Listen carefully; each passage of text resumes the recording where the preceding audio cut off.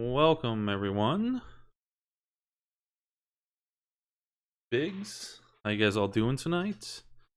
I am going to be talking about the eviction moratorium some more, and I've got some friends in my Discord to chat about this. So we're just going to see how this goes. Got like a little weird setup. I don't know. I need to get some ad block here because I don't think we want to look at bra pictures and whatnot, but that's fine. But yeah, I'm gonna go to the Discord and see how everybody's doing.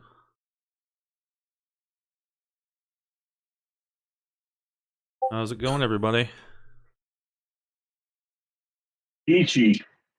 Yeah. I'm dead inside. Truly. Aren't we all? I'm all right. So, I kind of wanted just to start off by talking about the. We've kind of been already talking about it a little bit before I went live here, but what Not you true. guys? We've never spoken before. This I is all a know, right? conspiracy. Uh, but I want to see what your guys' takes is on this whole ending of the moratorium, and maybe just kind of go around the horn here, see how everybody's doing, and see what you guys think, and then kind of go from there, see where the conversation takes us. So I'll start with you, B. Galb, and then I'll go last. Okay? Start with me. Oh boy. Yeah. Well, I think it's bullshit. Property rights should be basically for the individual. Government should not have any say in what people do with the property.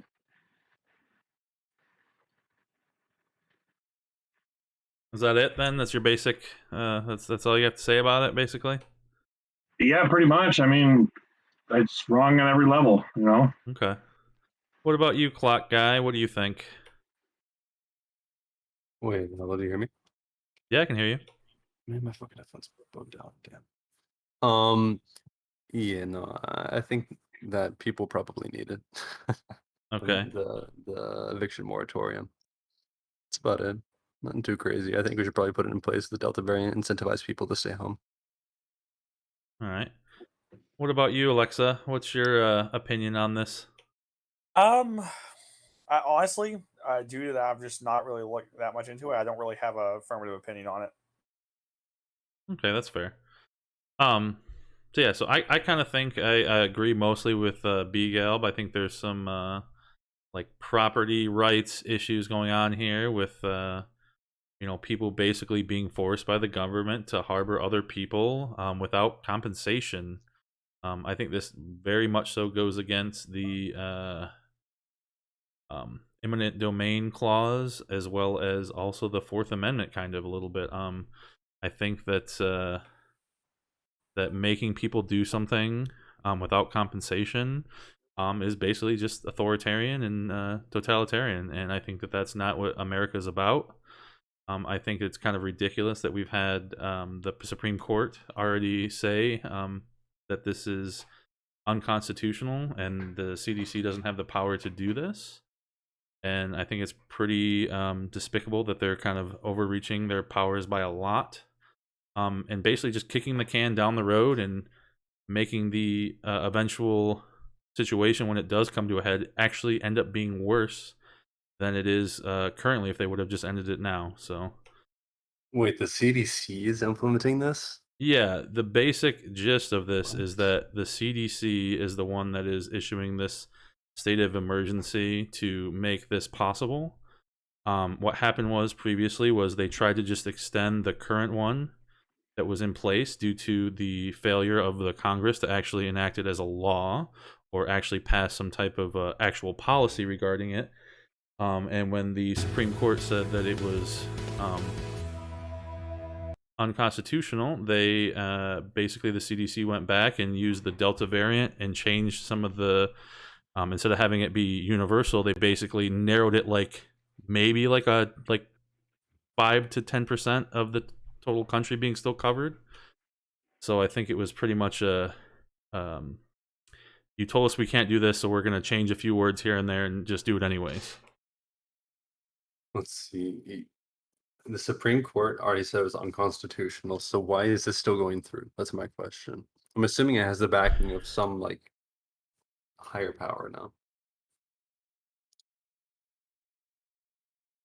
So basically, what they said was whatever the original extension was going to be, they said the CDC didn't have the authority to do it. So they So- didn't do that. And Kavanaugh said, in order to, in his what's it called? I forgot what it's called. What is it? They write different opinions. In his opinion, that it needed to be an act of Congress and not done by the executive or the CDC. And they kind of just did it anyways and basically changed it so it wasn't the same exact proposal as before. So they weren't technically violating that same Supreme Court order, even though they basically still made it the same by just doing like I think some of the parameters were like 0.01% infection rate or something like that of the Delta variant or something. So like basically for every 70 or every 250,000 people or every million people, you need like 100 people for every million to have a case to make your county qualify for it. And then it was something like basically if you made less than $100,000 as an individual a year, you qualified for it as well. There's a whole bunch of other stipulations, but you said it was only for like 10% of the country, right? no, it's for 90% of the country. So basically they narrowed it down by like 10%. Gotcha. So basically they said in any area that has this threshold of infection rate and this level of like, they changed the level of income instead of making it like basically for everybody. But it still covers like 90% of the country. I mean, if this is still unconstitutional, I'm assuming that'll be brought to court and handled properly. Yeah, there already are going to be court cases, I'm sure, in the works. Basically, that's usually how it works. They already have them planned before they even enact these kind of things. So we'll see what happens. But from a legal perspective, like I said, I think for one thing, I think it's just completely unconstitutional, even from the get-go. I think any type of eviction moratorium in general is, to me, unconstitutional. Again, I'm not a Supreme Court justice, so I really don't matter, but it kind of goes against the very premise of our Constitution, and forcing somebody to basically let somebody else use their property without compensation is basically seizing their property. You know, they're saying you can't kick this person off here, even though you own the land, you own the house. You can't get rid of them because we put this order in place. Now, I agree that there is some, need for like helping people out, but I still don't think you should be able to trample on other people's rights to do that. At some points, like, what's the alternative, right? I mean, these landlords probably aren't hurting too bad with regards to like finances and stuff like that and risks of COVID. But like, if people are like kicked out of their houses and unable to find a place to live, they're gonna have to go to like highly dense, like population dense, like public housing or like I guess homeless shelters, probably just like living out on the streets. It just seems like a really unbalanced sort of trade-off here, in which we protect the property rights of somebody who has plenty of them at the cost of somebody who has barely anything. I just don't see why that's a reasonable thing. So I do think your heart is in the right place, but excuse me. I don't think that the government should be able to dictate to people. Like, this is beyond just protecting people's rights from the other side. This is literally tramping on the rights of people that are what the whole country is founded on. But I do agree with you. Like, I don't want people to go homeless, right? But then I also have to draw the line somewhere with, like, whose responsibility is it to take care of themselves? And eventually you have to draw the line somewhere. And that's where I think I have the biggest problem with the left in general, is that when shit hits the fan, the government's not going to be able to hand these handouts anymore. What are you going to be left with? You're going to be screwed, basically, right? You're going to be just shit out of luck. So I guess I'm just more on, self-reliance and trying to plan for, issues. I mean, obviously the pandemic was mishandled from the start, I think, by basically everybody, but at least in America anyways. Yeah, lockdowns So are I'm coming reading back. into the qualifications for the bill right now. You said it was like 80. What was it? What was like the threshold for infectivity of a neighborhood that you were saying again? I think it was like something like less than 1% of total population or something. Is infected? Like case That cases confirmation? are they have case like less than like 0.0% or something like that, 0.1%. Hmm.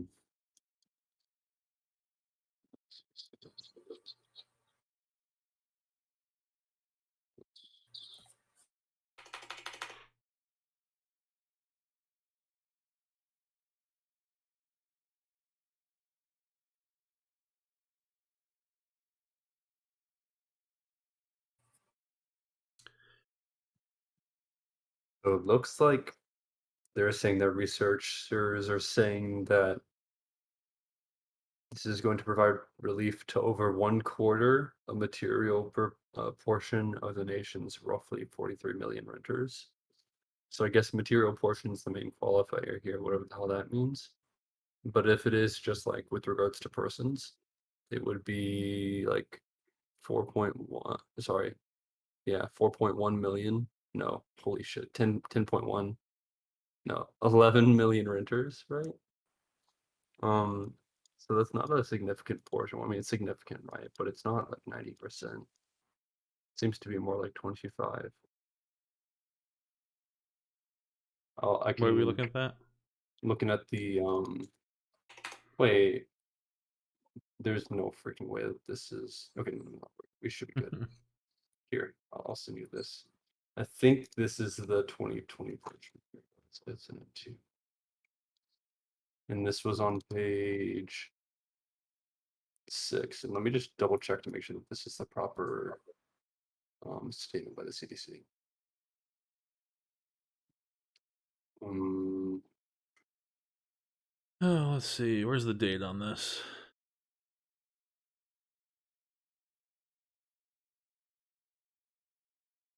yeah, they don't have a date on this. Wait. Okay, no. Yeah, this is the proper one. So page 6, towards the bottom, they in second paragraph up, researchers estimated that this temporary federal moratorium provided relief to over 1/4 a material portion of the nation's roughly 43 million renters. Oh man, I'm fucking stupid. That's for the CARES Act. My bad. It's fine. My So is this from the thing here? From the transmission? So minimum 2 metrics. New COVID cases per 100,000 persons last 7 days is 81st. Okay, and if you go back to page 5, it says for each of these metrics, CDC classified transmission values as low, moderate, substantial, or high. As of August 1st, 2021, over 80% of the countries were classified as experiencing substantial or high levels of community transmission. So these are the areas that they're targeting. So it's do they give actual basically qualifications? in the areas of higher CDC recommends community leaders encourage vaccination. Blah blah blah. Do they quantify this? It doesn't look like they do. No. Well, that's another thing. This is so vague. Like, that's why they like kind of get around this stuff. It Yeah. gives like a lot of. This is a lot about just like the vaccination stuff. But basically, they're trying to basically do it for about 80% of the people. Now, again, that's not the necessary, like you said, the effective people that are actual renters, but it's 80% of the county. So I guess they're doing it by county basis, and that's how they're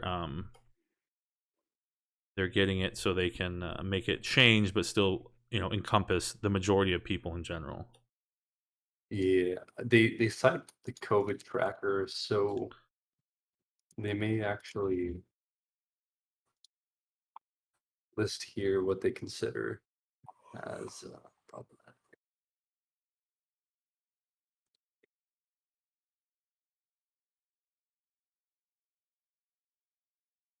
Whole bunch of word jumble for nothing, but yeah. Well, no. So I mean, like, let's see, as August. Okay, high levels of community transmission. Wait, wait, what? This isn't even talking about the moratorium where it's going to be applied. I don't understand. Is this just applied universally? Here's another thing on my stream here. Officials at the Center of Disease Control and Preventative drafted a new eviction moratorium aimed at protecting tenants in counties with substantial and high levels of community transmission of COVID-19, affecting roughly 90% of the U.S. population. And the 2-month moratorium will expire on the 3rd of October. But I'm just trying to find like actually good, like, real numbers, but What it's always page hard to find. What page was that? This is just on the Fox Business. I was just looking at like a bunch of different websites. Man, I want to find. Damn paywall in Washington Post. Get ad blocker. Yeah, I know. Another thing too is we're gonna have probably a lockdown 2 electric boogaloo in the next week or two. Yeah, kind of concerned about that too. I mean, it's like, what do you do at this point?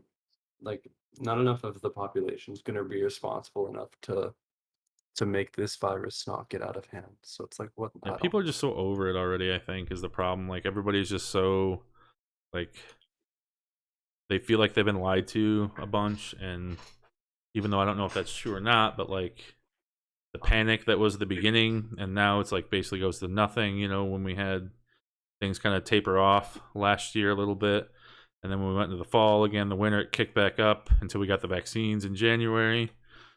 And so now it's like back to like everybody was kind of chill, and now the Delta variant hits and people think, oh, it's the Delta variant, they just want to lock us down again. Yeah, but like cases are like shooting through the fucking roof. And I was Yeah, looking at the data today, and it looks like deaths are also starting to tick up again. But let me double check that. I saw it was pretty stagnant. It was like a little bit, but not too badly. Yeah, like this is pretty um recent. But yeah, I mean, like you can barely see it. Maybe this is an insubstantial tick up, but I wouldn't be shocked if it like kept going on this trajectory. Yeah, I mean, it's Yeah. gonna. I would assume that it would follow the similar tracking as the previous spikes, right? You're gonna see about a Yeah. 2 to 3 week trail of the cases uptick, but I'm hoping that with the vaccines and stuff, that even the cases with will be less severe and hopefully less deaths overall, obviously. But one thing that Blizza brought up in my chat was that Israel is about to go on lockdown, and they have about an 80 to 90% vaccination rate. So it means not great, but also that the hospitalization and death rates are still pretty low. And I think that I don't have the actual information for that in front of me, but I know it's been mentioned in other places before. Not to say it's 100% true, but I definitely believe that the Israelis don't mess around with that shit. So. Mm-hmm. Yeah, I don't know. I feel like the best way of going about it would be just be like stop anybody from coming into the US and just lock down for 2 weeks. But like nobody's gonna fucking let that happen. Well, that's what they were talking. There was an article here that said, Dude, that's not gonna. There's no way. well, not that they said that they were going to require vaccinations to enter the country for international travel. Oh, okay. So that's something. I mean, Yeah, for sure. it's funny when Trump tried to do it, they called him a xenophobe, and now that Biden's doing it, they're going to praise him for it. But that's just media bias. But whatever. Wait, requiring vaccines is not the same as summarily banning. Well, I mean, at the anyone from time, entering. every other country that could do it was literally locking down their borders too. And then when the U.S. tried to do it, they said it was xenophobic. So I mean, it's obviously a media bias for sure. Um, media's biased, sure, but whenever Trump was banning China travel, the COVID had already like spread, Yeah, and but it still I would think help to keep it, right? You don't want to add more people. I really don't know how much it would have. I really don't. Sure. Look, like here, we can look into, and obviously I'm just inciting you right now, but um, let's see, China travel ban date. I mean, we can look at like COVID cases in the U.S. whenever Trump banned travel from China. I mean, I think it may very well have been like part of his like China virus narrative. Um, I mean, it's funny too how the whole. I mean, I don't know if it's actually like stopped the push for the lab leak hypothesis or whatever, but it's funny how the Delta variant now is kind of like taking over the whole news cycle, and that whole Mhm. like I never really saw anything like, oh, we proved that it wasn't a lab leak, but then all of a sudden it's like just like stop talking about it completely. Yeah, and So that's sort of fair, but at the same time, it's insubstantial compared to a burgeoning pandemic. So I yeah, understand. but I don't know how correct like uh, the movies you watch in Hollywood are, but I know one of the things in the movies is that finding out where the viruses come from is like the number one priority to try to find out how to fix it. But again, that just might be Movies are Hollywood always bullshit. accurate. What? The movies are always accurate. I think those are pretty accurate actually in general. Like as far as like that goes for that specific reasoning, it seems very logical to me. World War Z that was accurate. Hey, the book is really good. Movie, I not never so had. much. I didn't know there was a book. I just knew there was the movie. Yeah, you should read the book. It's pretty good. Mm.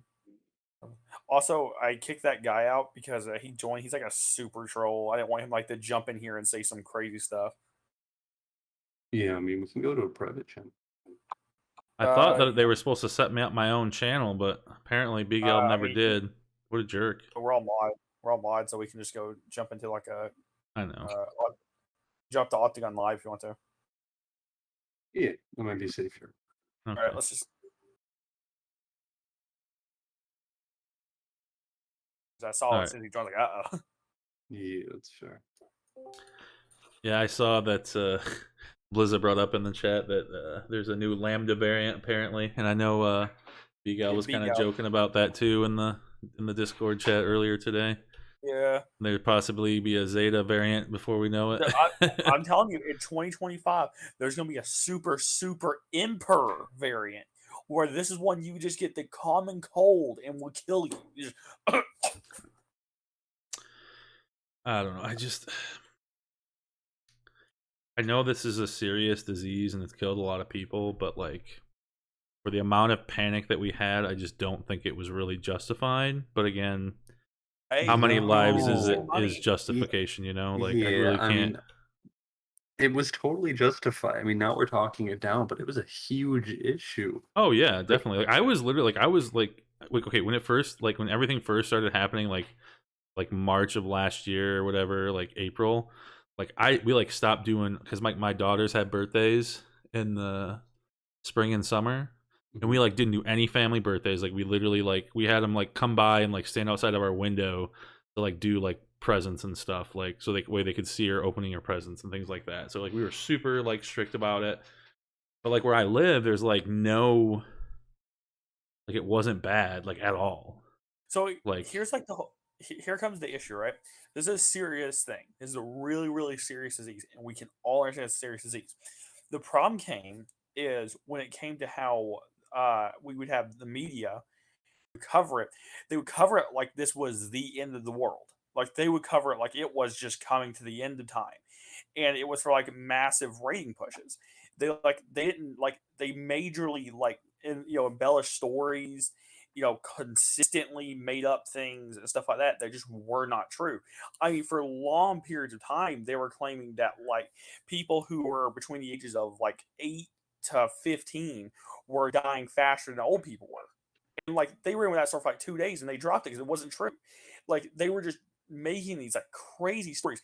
And what the problem is we now have people who are like, well, look, they lied about this, this, and this, so the whole thing's a false thing. Well, it's not true. Like, obviously, it's a big deal, but like the media lied about so much, and it makes Yeah. so many things hard to believe because like when you're supposed to watch the news, they're informing you, and they're just completely just lying to your face.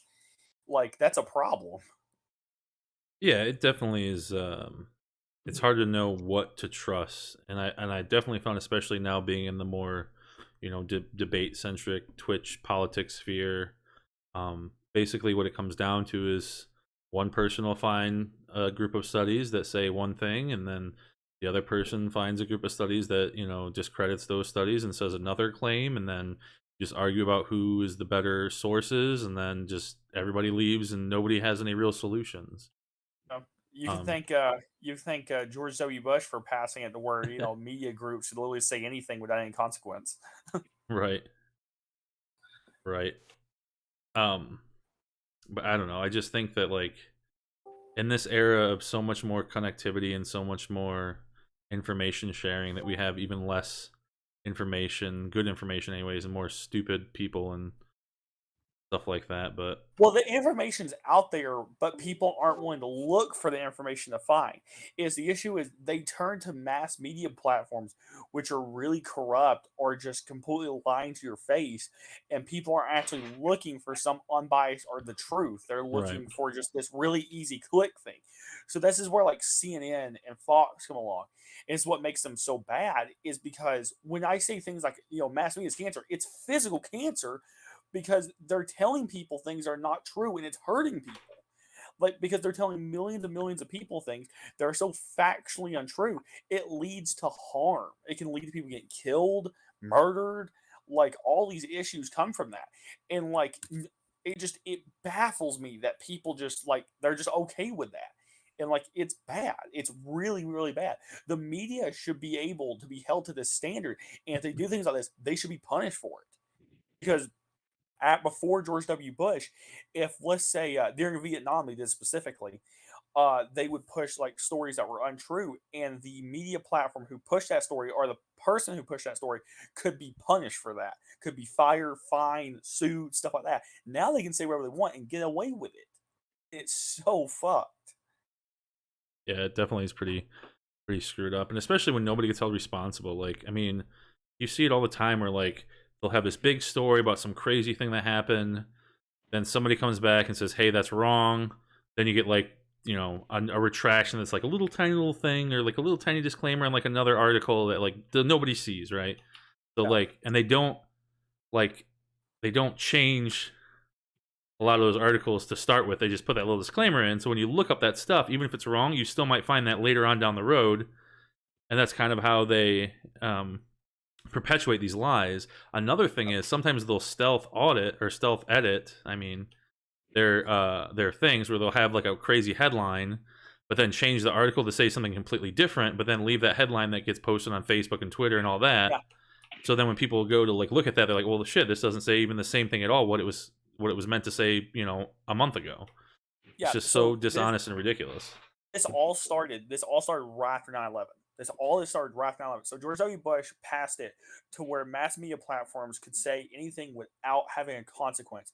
The reason he did this is he wanted mass media groups to push that, in the Middle East, people like Osama bin Laden were pushing weapons of mass destruction and that they were coming to destroy America, kill your children, and stuff like that. This is what the media was pushing. In 2001, this is what was being told. And this is why George W. Bush passed this. Ever since then, no one's ever fixed that. It was one of the worst ideas that someone did that people kind of look past and don't think about, but it has a major impact because now you've literally said, okay, you have this massive platform where millions of millions and millions of people watching. You can say whatever you want, and nothing's going to come of it if you say something wrong. Yeah, I'm sick of the whole government and media, the whole complex of all of it. It's just black pills me. I was pretty angry today when I saw that they I don't know why. It was just like a kind of like a knee jerk reaction about the whole extension of the moratorium.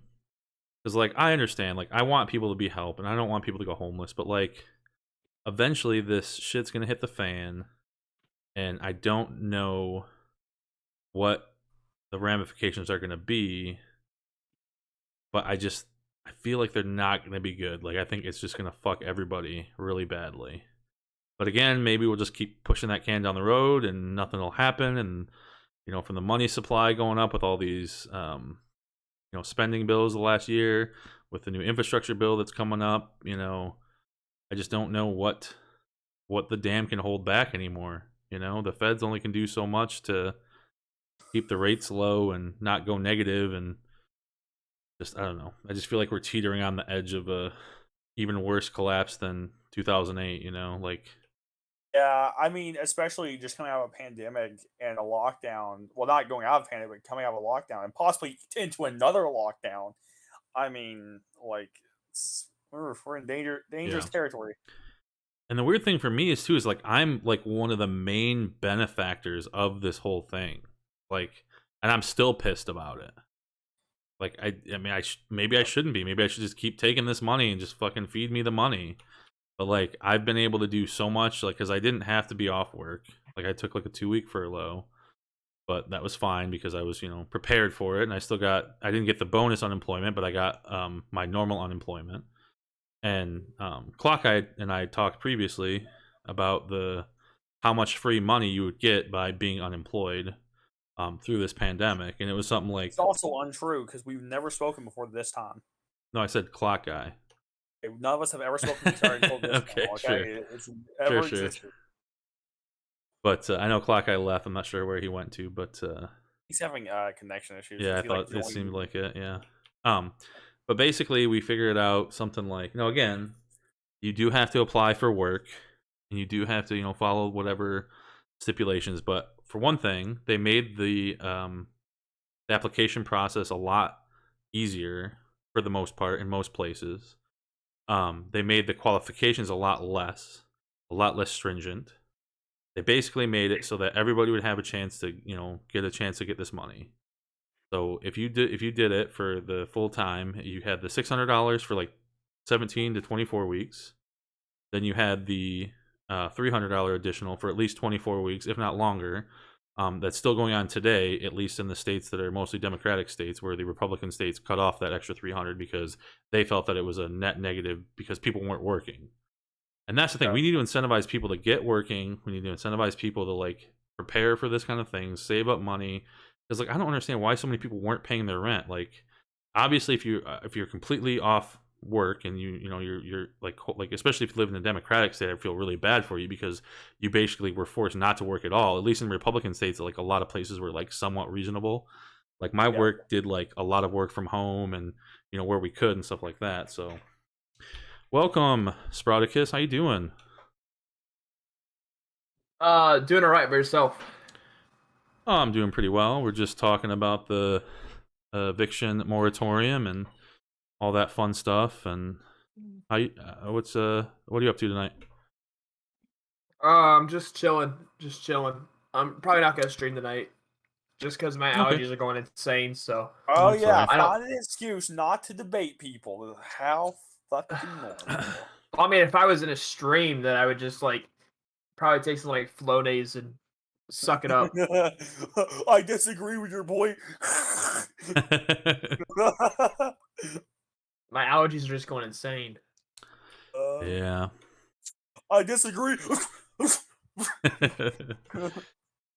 I don't know. I'm just so torn because, like I said, I do have a heart. I do want people to be successful, but like, you don't have a heart. Don't lie. yeah, whatever. But I just still think people need to be responsible in the amount of money that was available to people. Like, they still have like rental relief programs now where they're literally signing people up. They're having like instead of job fairs, they're having fairs for like rental relief and like mortgage relief. So like people have these opportunities. But like it's just a matter of like getting these opportunities and getting these people on the right path. But I think that by keeping pushing it down the road, we're just gonna have that many more people that are gonna go back on rent. We're gonna have that many more rent months of rent due by the people that are still not paying rent. It's just like eventually the shit's gonna hit the fan and the piper's gonna have to be paid. And I don't want the taxpayers to be holding the bag, especially if we end it now. We can at least make it somewhat better and not prolong the inevitable. But maybe I'm wrong. But Someone's gonna pay It's for the it. Democrats. It's Democrats that want this, right? Like it's the Democrats that want this, Well, right? yeah, and it's the Democrats that kind of caused this whole thing to begin with the harsher Right. lockdowns in their states. But doesn't this specifically go against their demographic they're going for? This specifically goes against their demographic. As far as Like what? if we're going to use the Democrats' way of thinking and we're going to sit here and say that this disproportionately affects black people, they're disproportionately making it easier for black people like in the early and like in the soon time frame, Right. but over a longer amount of time this is disproportionately going to hurt black people more. Possibly. I'm not sure exactly what the results will be, but I can definitely see how that would be logical based on like I know one of the things is that specifically blacks are more likely to not be vaccinated. That could be both a variety of reasons, either lack of accessibility or it could be just vaccine hesitancy. I'm not sure really what is the main Also, Hispanics have a really low vaccine. right, and I was going to get to that. Just to answer this, Biden is going to force the military to get it next week. Yeah, go ahead, Gaithius. How you doing? New York Times. Oh, hey, the New York Times. I think was it? Let's see, vaccine. I got to check it again, but the New York Times did an analysis of this, and what they found was that the biggest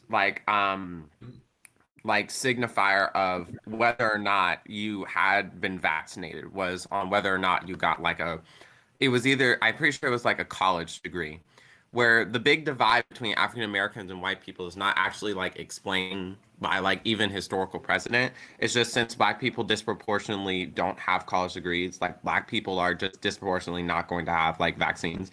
Like if you take the rates of black people with college degrees and white people with college degrees and black people without college degrees and white people without college degrees or something They're along those equal, lines of how we relatively. look at the yeah, they look shockingly like when you think of how similar they look shockingly like 1 or 2 percentage points off, right? And so that's what the bigger explanation here is. It's not actually anything those about. stats. Yeah, I'm pulling it up now. I'm trying to find the article by the New York Times. If you want me to get you college stuff, I've got a couple of things on that. Well, no, it's college stuff mixed with vaccine stuff. Hey, if you guys do have anything, I don't know about that.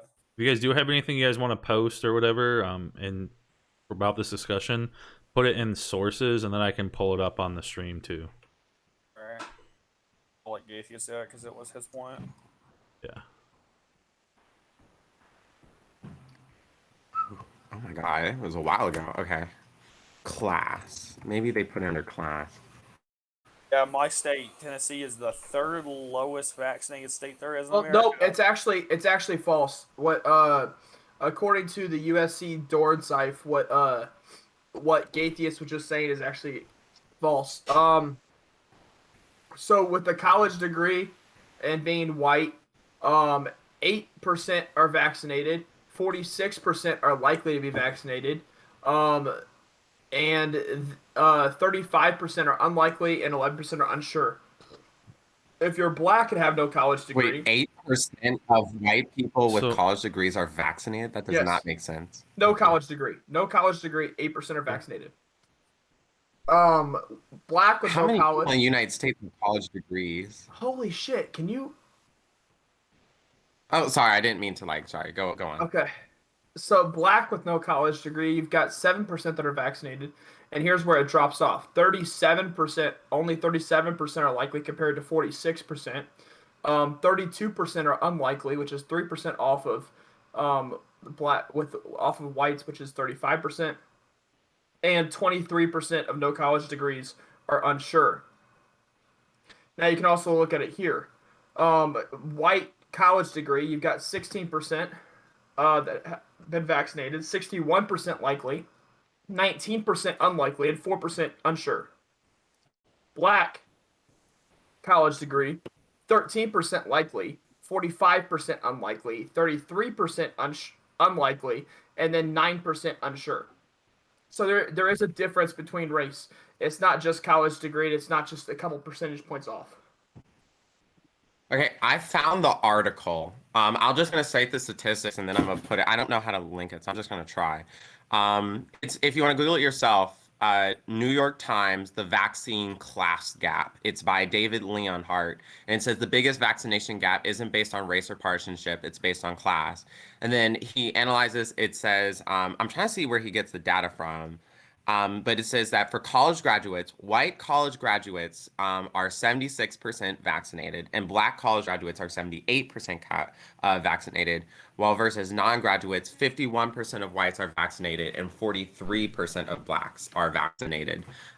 When you analyze it through other lens, they're not as huge signifiers, but if you break it down by like college graduate, it seems to be like the biggest signifier rather than Democrat, Republican, Wife. black Gotta or talk to the white. wife. Whether or not you have a college degree, just on average, is a pretty big signifier on whether or not you got the vaccine. And this is based What? on already vaccinated. So I'm trying to, yeah, you can Google it yourself. I'm trying to find a link. That's okay. I just don't know how. I You're subscribe to fine. them, so it's in my email. You're fine. What do you think is the like? I guess what is the causal relationship between those two things? Do you think it's just because people that have degrees are just more likely to be more inclined to take vaccines just because of like they think that they are more effective, or do you think it's um like a lack of authority by people that don't have like more higher degrees, or like what do you think is the actual like what causes that discrepancy between the college educated and the uncollege educated? I think mostly has to do with the same thing with voting, which is just the ability to like care. My mom, for example, she is currently unvaccinated. She doesn't plan on getting the vaccine. And she has to work like a lot. Um, and like the scare of like getting a vaccine and being sick for a little bit, especially with no like financial incentive, is definitely really scary for her, right? And she works like a lot. And so, like for me, and especially like the people I know, like especially who don't have college degrees, like they're usually working like I don't say minimum wage, but just kind of Lower low wage. income jobs that don't really give them an incentive to kind of think outside of the box when it comes to like the global health because they're literally fighting like day to day. Like when you're living paycheck to paycheck, Yeah. which is a big signifier, I think that that's hard. And a college degree is a big signifier of time. If you're going out of high school, you need to work, and especially if you need to work to support other family. College degree basically says like when I was 18 or 19, I had the ability to not have anyone be financially dependent on me. I didn't have a child. I passed high school, right? Which are big signifiers on like some form of economic stability, which a lot of people in the United States don't have. It's why you have people from low income families who just take on like a good amount of debt because their situation just said, I may not have money, but I have the time. Mhm. Um, and so, Here's the so thing, that's right? that's, hmm? So here's the thing. Here's where it's going to ruin your whole hypothesis that race has nothing to do with whether or not someone's vaccinated or not. It's because Asians are 83% vaccinated and with a college degree and 79% vaccinated without a college degree. Okay. So that threw your whole it's only Like if you're college out of the window. Well, no, I said college was the biggest signifier because the point was on whites and blacks. But if you want to bring Actually, in not. Asian, It's actually not that big. Not. It's not. It's only a big signifier in the, from what I'm seeing. And so for whites, there is, let's see, a 15% difference in between vaccinated and non-vaccinated, between college degrees, which I'll give you quite a difference. Blacks, it goes down to 8. Latinos, it goes down to 8. And with Asians, it drops down to 3. I don't, I don't get what's the point.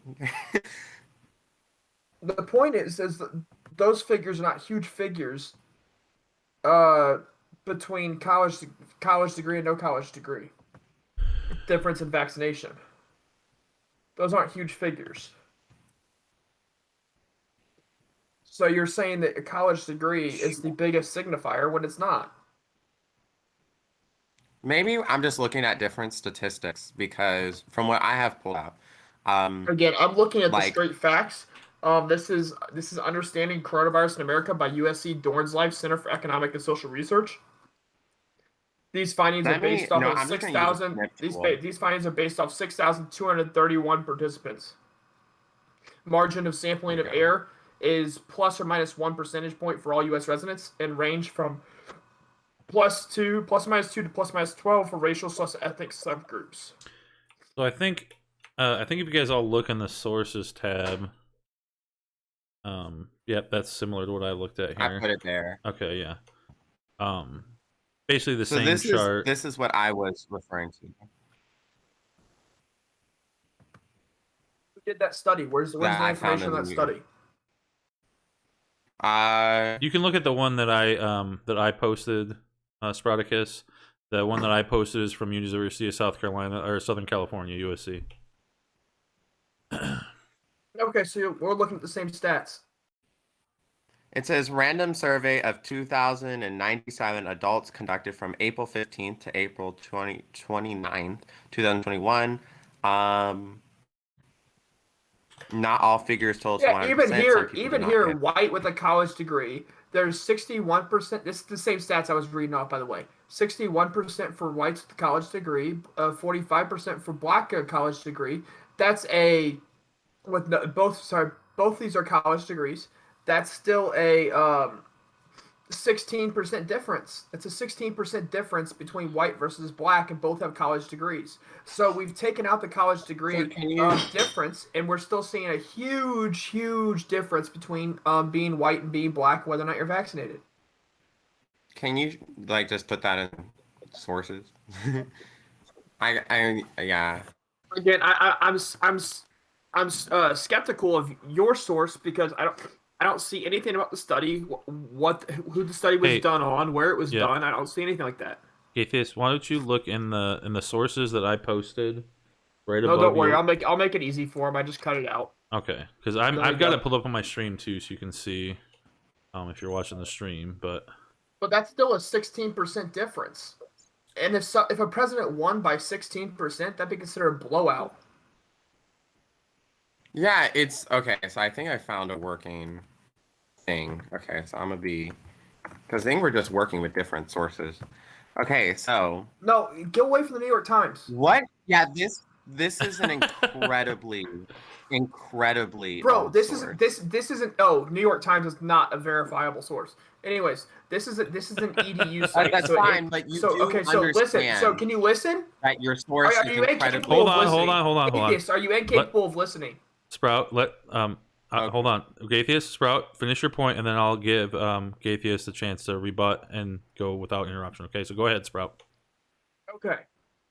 This is an EDU site, which means that it has a much higher. There's a much higher credibility to it because it has to put out more information considering it's underneath EDU. Otherwise, it loses the ability to be underneath EDU. If you just continuously post like news like stuff, you can't do that underneath an EDU.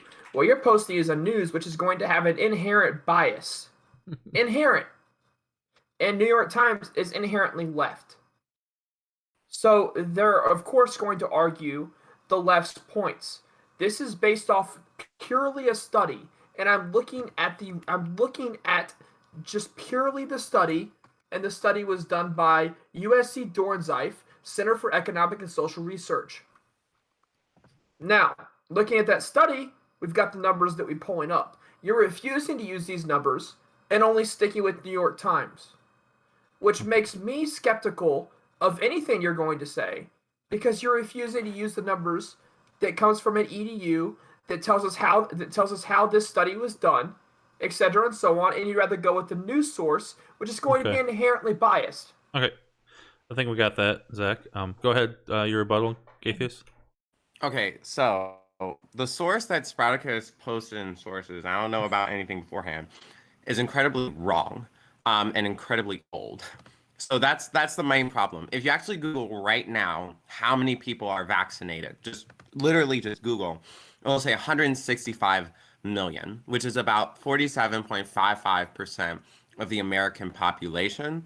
And yet, when you look at his source, it says adults age 18 and over vaccinated and willingness to get vaccine. You have 8%, 16%. The highest thing on here is 19% Latino college degrees. So I'm looking at a more updated source, right? It gives you the time if you actually look at the article, right? It gives you the time of April where you have much higher rates of vaccination. So you're allowing all of these discrepancies to show themselves a lot more. So yeah, I think that my source is a little bit more clear. And like, I'm not sticking with this because like, oh yeah, I freaking love the New York Times. I'm just taking the data that I thought was Does the most New York like, Times cite where they Anyways, got it's that from? it's behind a paywall, so I can't see shit. oh, of course it is. Okay, let me see if I'm scrolling down. So the thing that I specifically took screenshots of, it says yeah, I talked that. Is there any way of me, let's see, source Kaiser Family Foundation. Let's see what that does.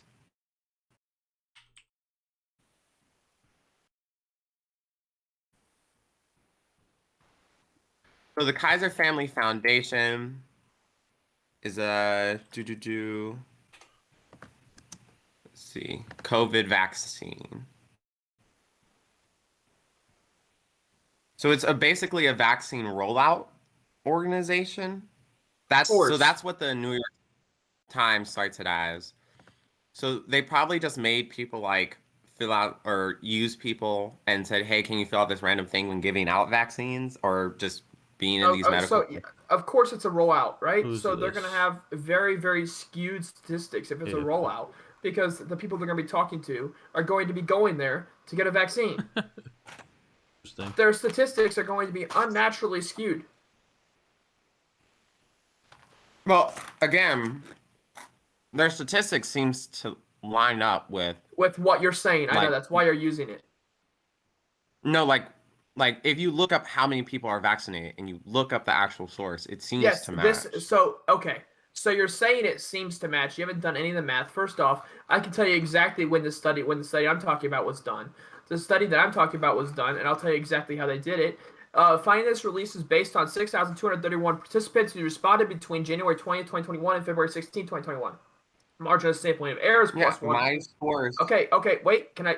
I mean, do you just like talking over people or incapable of listening? Continue. I just don't understand. Okay. Margin of sampling of errors plus minus 1 percentage point for the national sample, plus minus 2 percentage points Wish for I could education find some subgroups. good, Margin of sampling of data. error may be higher for race and ethnicity subgroups and are available along with full results of full survey on the survey's top line and cross-tab reports. So, with that being said, I don't think that people have really changed their minds looking outside of America, that people have really changed their minds about the COVID vaccine. If you started off against it, you're still against it. If you started off for it, you're still for it. That's kind of how it's working, and the data shows us that. Now, with this data we have here, we saw people's reactions to the vaccine and whether or not you started off for it or you started off against it. So these likelies are more than likely vaccinated considering when this survey was taken. They're more than likely vaccinated. And these unlikelies are more than likely not vaccinated. So these stats can still be gone off of. Maybe a little bit higher of a plus or minus percentage rate. I go plus or minus 3. And we can look at these and use these stats because the mindset between people who have and haven't gotten the vaccine has not changed, and you see this statistically.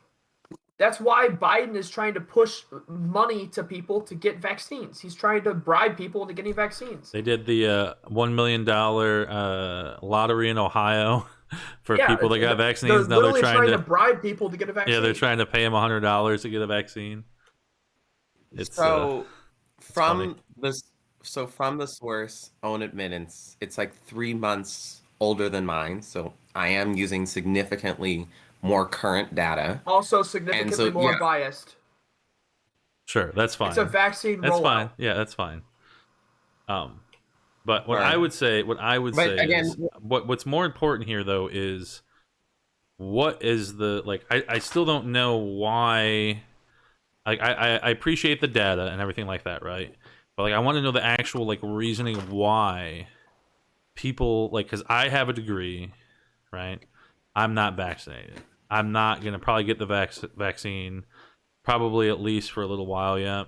I have some other underlying health issues, and I'm still kind of waiting to see how like the studies go for like more until it's actually FDA approved and all that. I'm probably sure it's going to get FDA approved. We don't know for sure if it's actually going to get FDA approved, but one of my bigger concerns is because I have a condition that may have an issue. I don't think it's worth it to me, especially with all the rights that I lose by it not being FDA approved, that if something were to go wrong for me, I have no legal recourse because it's basically it'd be like me taking an experimental drug. You have no protections. Drug. That's what they call right, it. Exactly. For an emergency authorization use, it's experimental.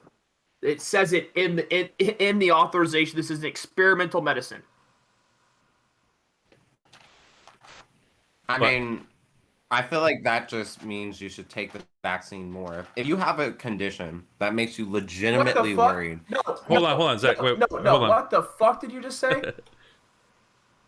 He's worried about. I don't think he understood what I said. He's worried about the side effects of a vaccine, and what the side effects are going to do. And I'm assuming, and I'll ask that way. I'm not assuming. Biggs, have you talked to a professional doctor about this? Yes. Okay, so he's also talked to a professional health expert who knows his situation far better than you ever will, Gaithius. So hold on, you're gonna sit here and go against what his and his doctor's professional opinion was, and you're gonna go against it and say that should make you far more likely to get the vaccine. So here's the deal. I'll put out some little more information. So some of the things can I finish?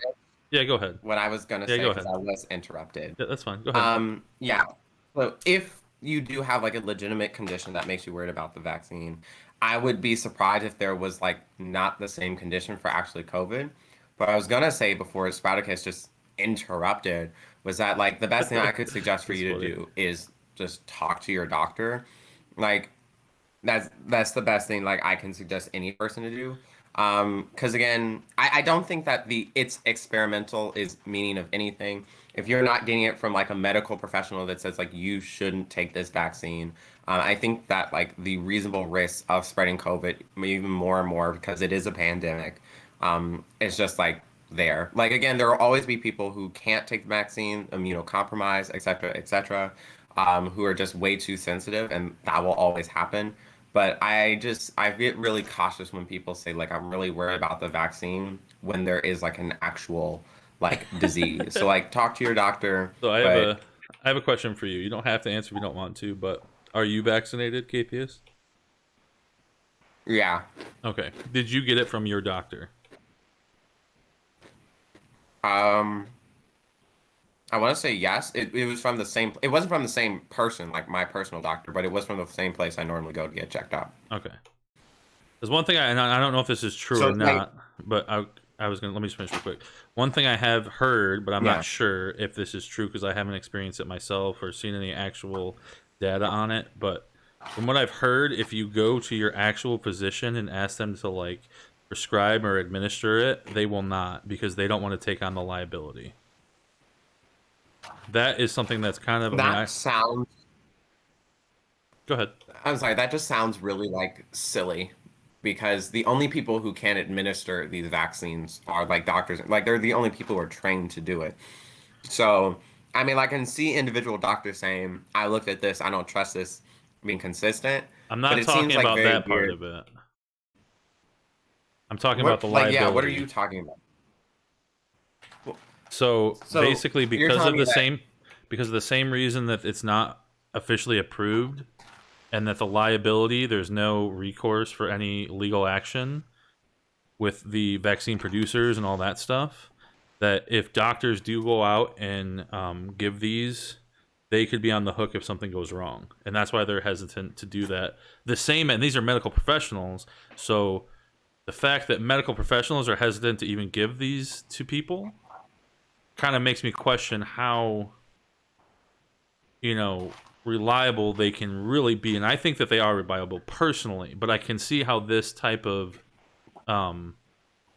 optics can make people even more hesitant. Now, again, I need to look into this more, but I've just heard this and seen a few articles about this. But I'll look into it some more.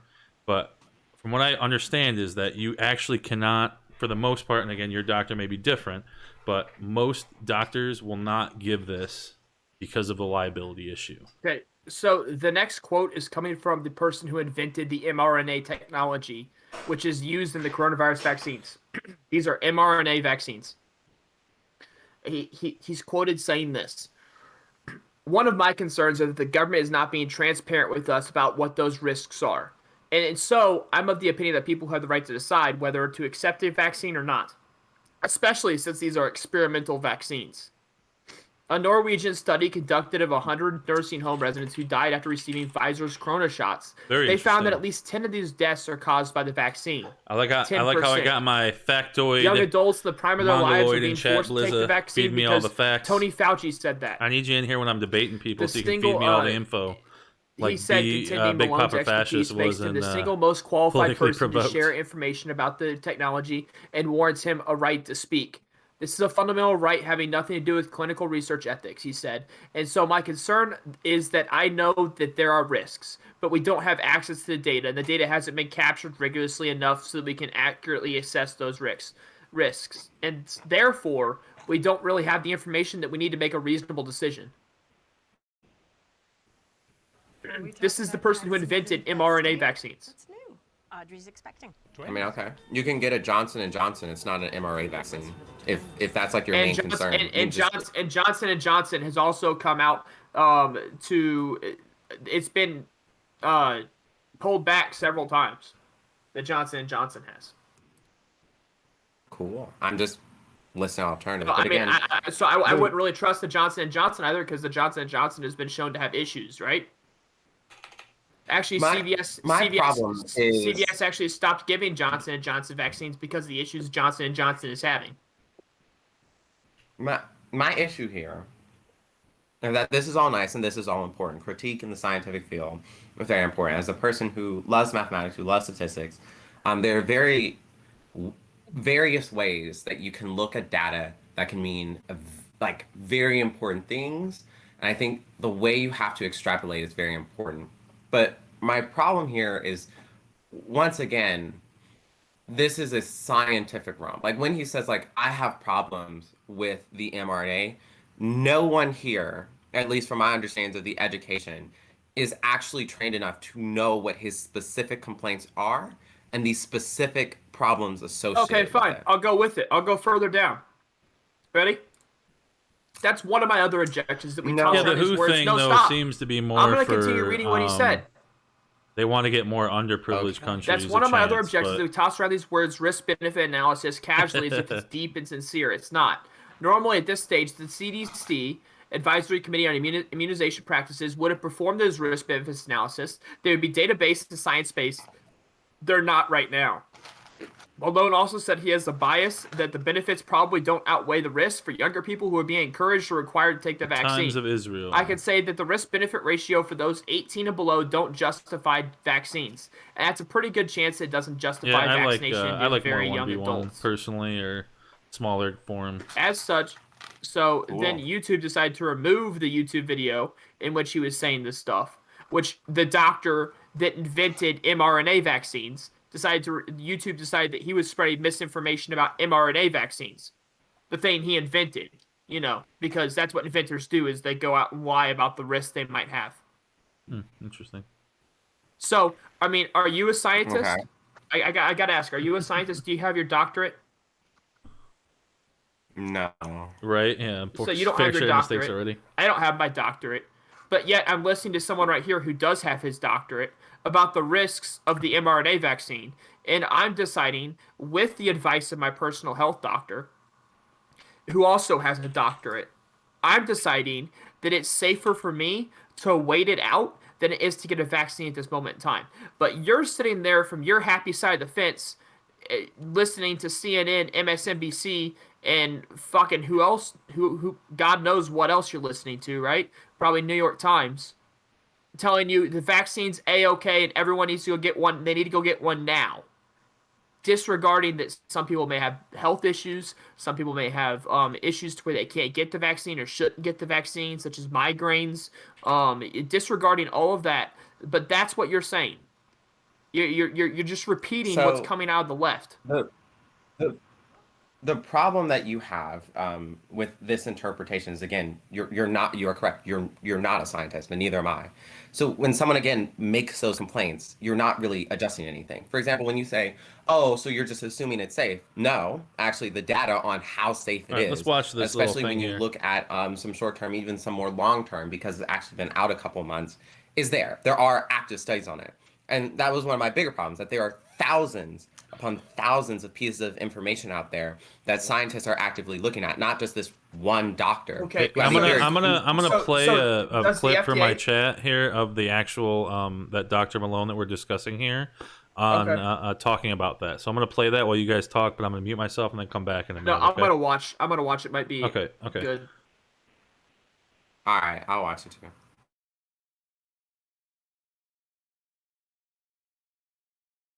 All right.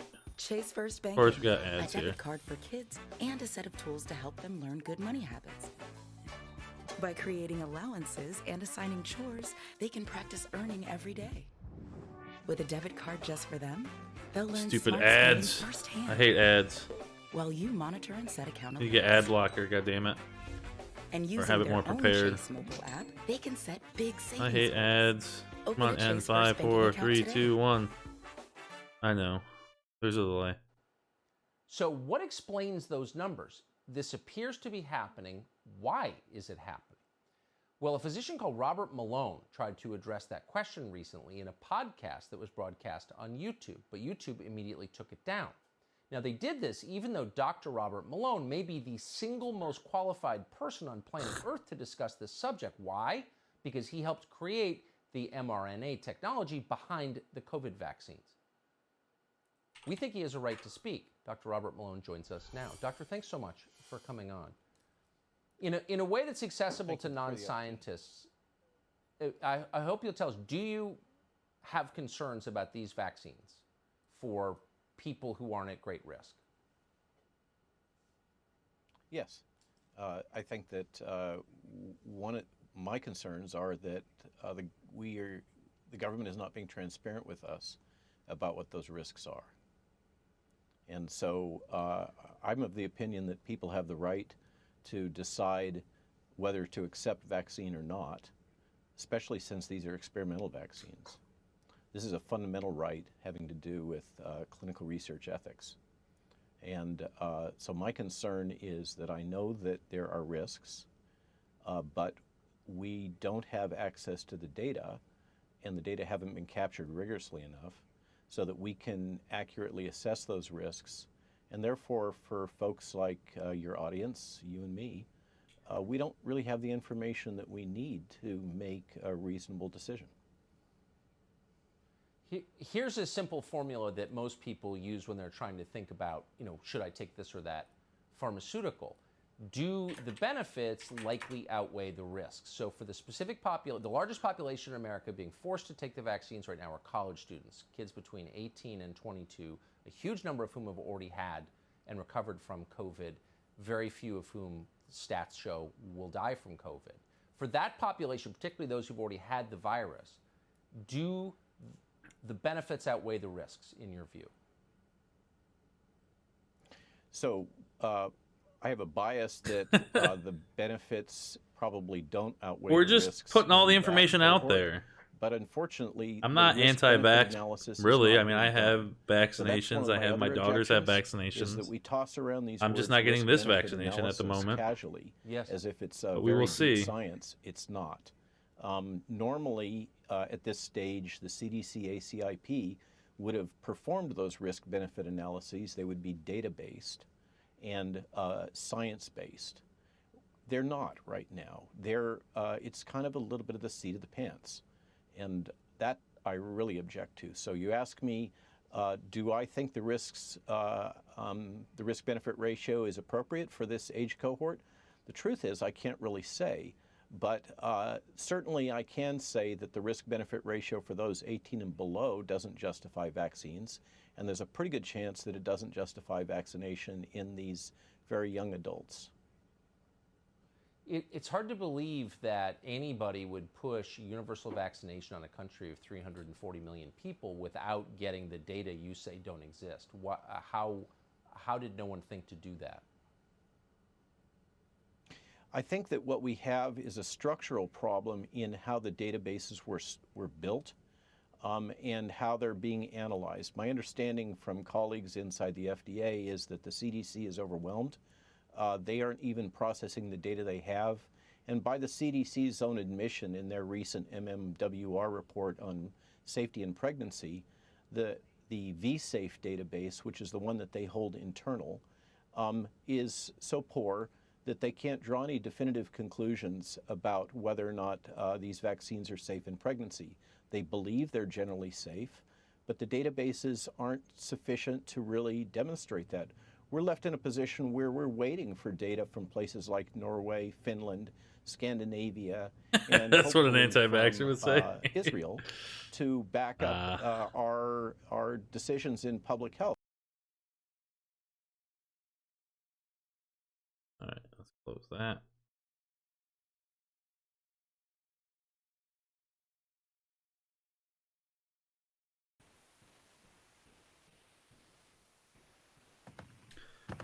All right, whenever you guys are back, I don't know how long the delay is. I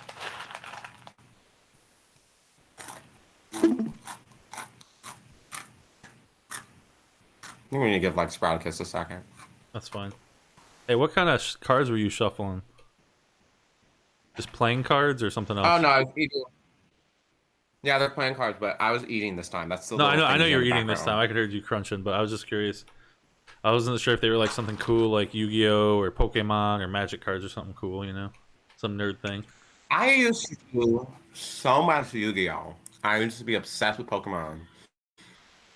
And now I'm just sitting here like ever since I realized that Dueling Network was a thing, like I think I love online Pokemon more than real life Pokemon. I don't play it as much, but I think it's just kind of fun. But yeah, well, I think the Sproutcast one did something because that's more than any Twitch delay. No, he's Weird. doing something. I think he's streaming. He's starting his own stream now. That was really upsetting to watch. Like, so, I'm back. Sorry, he's back. I had to go sneeze a couple times.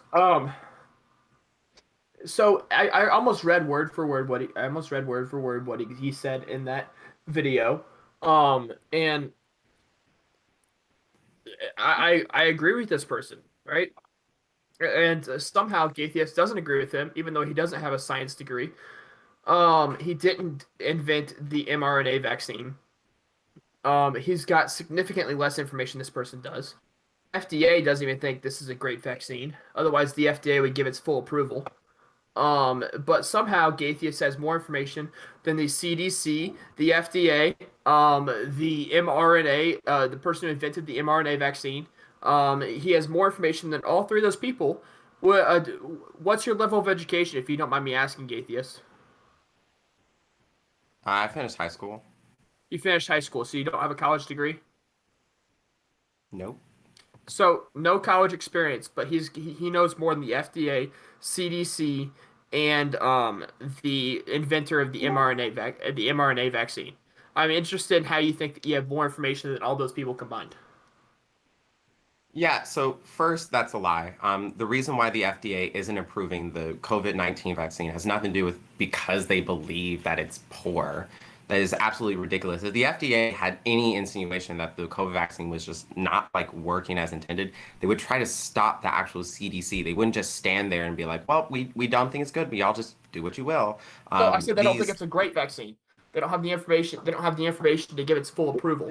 Again, yeah, that's specific, right? The FDA has a specific system in place that's different than what the CDC is going through to approve it, and it is a longer process because they have to look out for longer term symptoms. It's not just, again, they just think like it's not passing some specific quality measurements, like, oh, this vaccine failed. This, like, you aren't going to find that. The FDA isn't failing anything, right? But the FDA the is taking interesting, it. Time. Well, the interesting part of all of this is that you're saying it's a great vaccine for everybody to take, and the FDA isn't even saying that. What the FDA gave was the emergency use authorization. That means that in a matter of emergency, you should take this.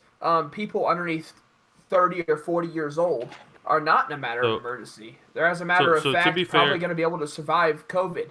Hold on a second, Give me 1 second. The Delta variant of the coronavirus, which is the most dominant variant of the coronavirus right now, has a 99.2% survival rate with people underneath 50 years old. Okay, so to be fair to both of you, you guys are both kind of right? Zach, you're right in the fact that they only issued a preliminary experimental approval because of the emergency state. But in doing that, they were probably assuming that they are going to approve it eventually, but they just didn't want to take the full strenuous time of like however many years it takes, because they felt it was more important to get it out as soon as possible. But I want to give... It takes 6 months of good data. Right. Hold on. I want to give Gaithius a quick response, and then I want to get to our newcomer here, Dylan Blay, famous debate bro extraordinaire. But Gaithius, go ahead, and then we'll turn it over to Dylan. Yeah, so I was very upset on you using that as a point against me. The FDA is absolutely not a point. They actually plan to approve it and and they plan to try to get the process going a little bit faster. Like, you can just look up XVA vaccine approval, and you can see what they're trying to do right now. Approved? Secondly, no, currently right now. Okay, so then my point still stands. I have enough information to approve it. Okay. Continue. No, but he's just let them finish. Let them finish. But he's saying my point is incorrect. Okay, while Sprout, proving my point. Okay, Sprout, just let him finish. Thank you. So the idea that the FDA thinks that there is something like actually wrong with vaccine is just not true in any way, shape, or form. They are taking it.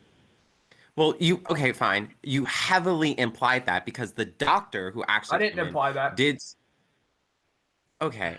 It's well, fine. Point being, the FDA does not define anything wrong with the actual vaccine. It just has not met its very specific approval process. So there is nothing there for anything actually wrong with the vaccine. We do have available data on the vaccine, which is why I was really upset at what the guy was saying, because he said that there are things that we don't know, even though there are things that we clearly do. And my biggest concern was the same thing that's done with kind of like tokenization, where we have multiple scientists in multiple areas, also other mRNA scientists approve and support the use of these vaccines. He's not the only mRNA scientist who was involved with the process, and he helped invent it, right? In science, he was not this like one big macho like main inventor. He helped invent it. That's also a misconception, because Tucker Carlson said it himself. He helped invent it, because if Fox News actually did their research, there are other people involved. So if you actually go into the opinion of mRNA scientists as a group and not one individual, it is support for the vaccine. And secondly, he didn't even specify anything wrong with the vaccine. He just said that CDC, which he did say correctly, was lacking in a lot of proper data usage and data management, what I do agree with. But again, to use this as evidence to say that there is something actively wrong, you can actually, again, go talk to your doctor, and you can go see the studies that the CDC doesn't make, but the CDC does put out, that actually talk about the validness of vaccines. So I appreciate his concerns. I think the CDC needs to do much better with data management, but this is not something to actually be like worried about in a specific way. All right, Okay, I'm gonna. Let me. Can I make? Let me. He went after every single point I had, and he's completely false about the stuff. Can I have a rebuttal against this? Let me.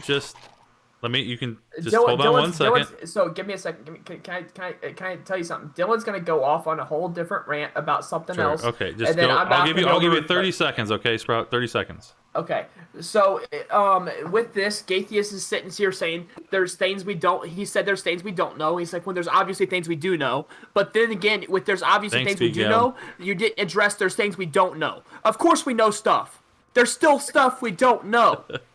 This vaccine's not 100% known, and you're trying to, like, there's things we do know. Okay, but there's also things we don't know. And if you're not at a huge risk, then there's not a good benefit of getting the vaccine and putting yourself in a higher amount of risk than you were before. Not inventor. If anyone who helps invent something, they're an inventor of that. Because they helped invent that, they would then be called an inventor. All right. Okay.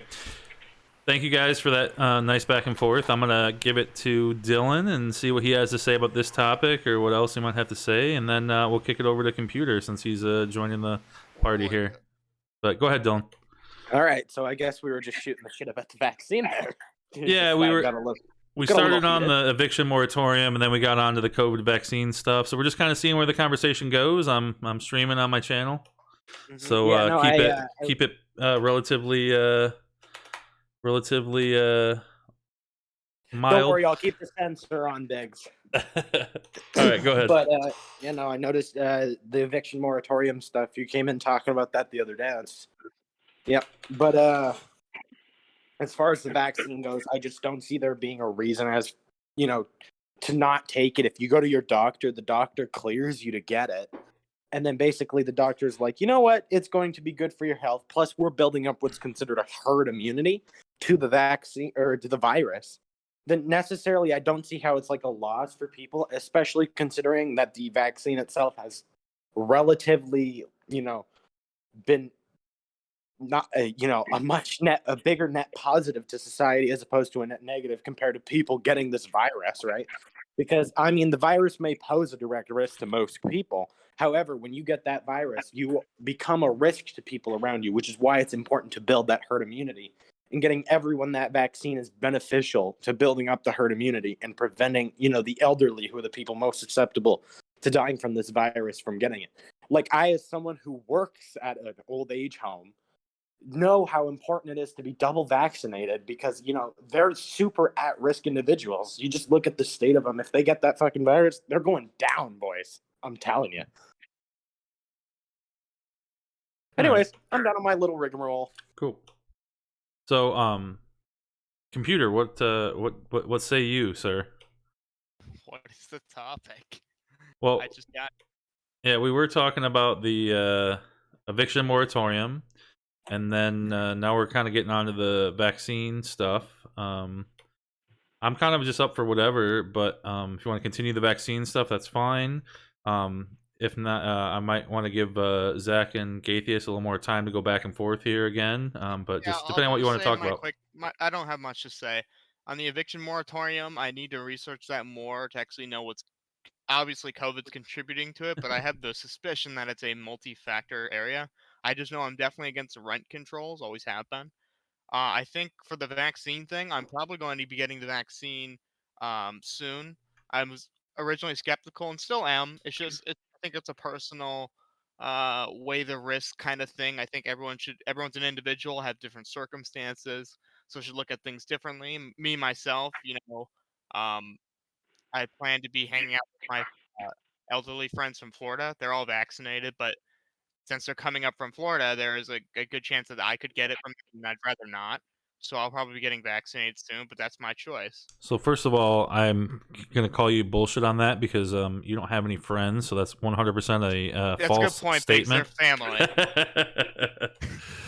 So, but I appreciate that. Like I said earlier, I am not getting the vaccine because I have like blood clot issues, AFib type things. So the possibility for blood clots, especially in some of these vaccines, might be a little higher than I'm willing to really test the waters with. So that's kind of my reasoning behind it, and kind of why I, talk to my cardiologist and whatnot. But I like, my whole thing is like, I think people should be able to do with their bodies what they want to do. Like, honestly, even though I'm more right leaning, I am actually pro-choice.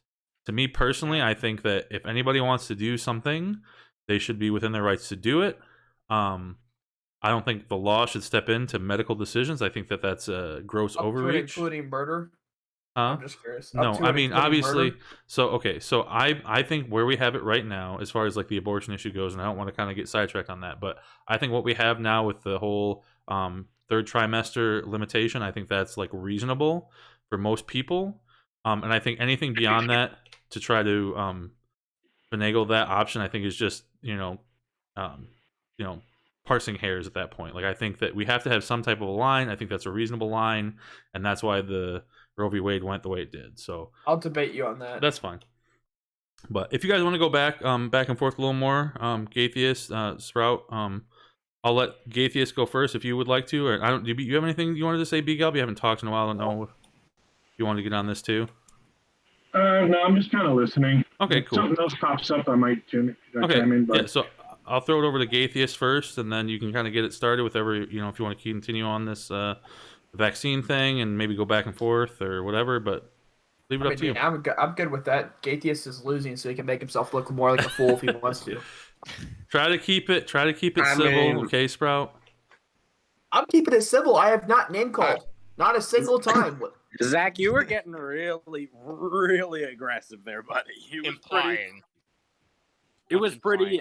Yeah, so it was pretty wild. I guess for me, I'm also pro-choice, so this is a very awkward angle. But I guess for me, it's just when I think about again, this is a pandemic. What I like to tell people is that a pandemic by design can be extremely harmful, and I think it's really hard for people, especially in modern times, to grasp how deadly the world can actually be and how merciless Mother Nature can be.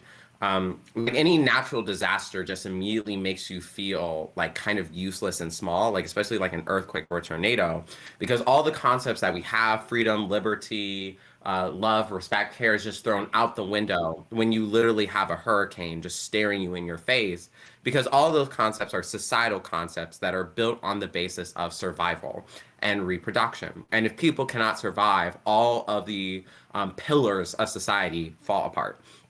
So that's the kind of same process I take with this pandemic, that COVID-19 is very real, and that even though the vaccine is a lot newer, it's a year newer, COVID-19, and specifically the variations of coronavirus, which are actually a little bit old, have been studied and understood for quite a while, and that the risks that come with having this death is very much, with this virus is very much understood.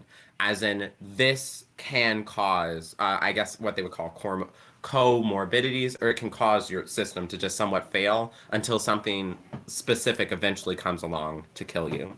So when it comes to that, I just feel like getting the vaccine is just the kind of rational choice. Again, I'm not saying that the CDC, the FDA, or any government institution, any company, any of the thousands of companies that are involved are flawless, or they don't have corrupt motives, whether that be political for government institutions or profit for private institutions.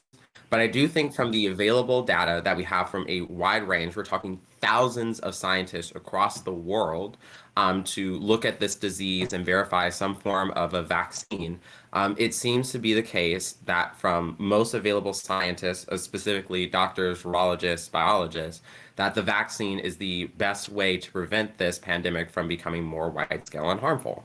And I think that that's just a reasonable approach for any person to take. Obviously, talk to your doctor before making any sort of crazy decision. But I think for the most part, it's just the rational choice.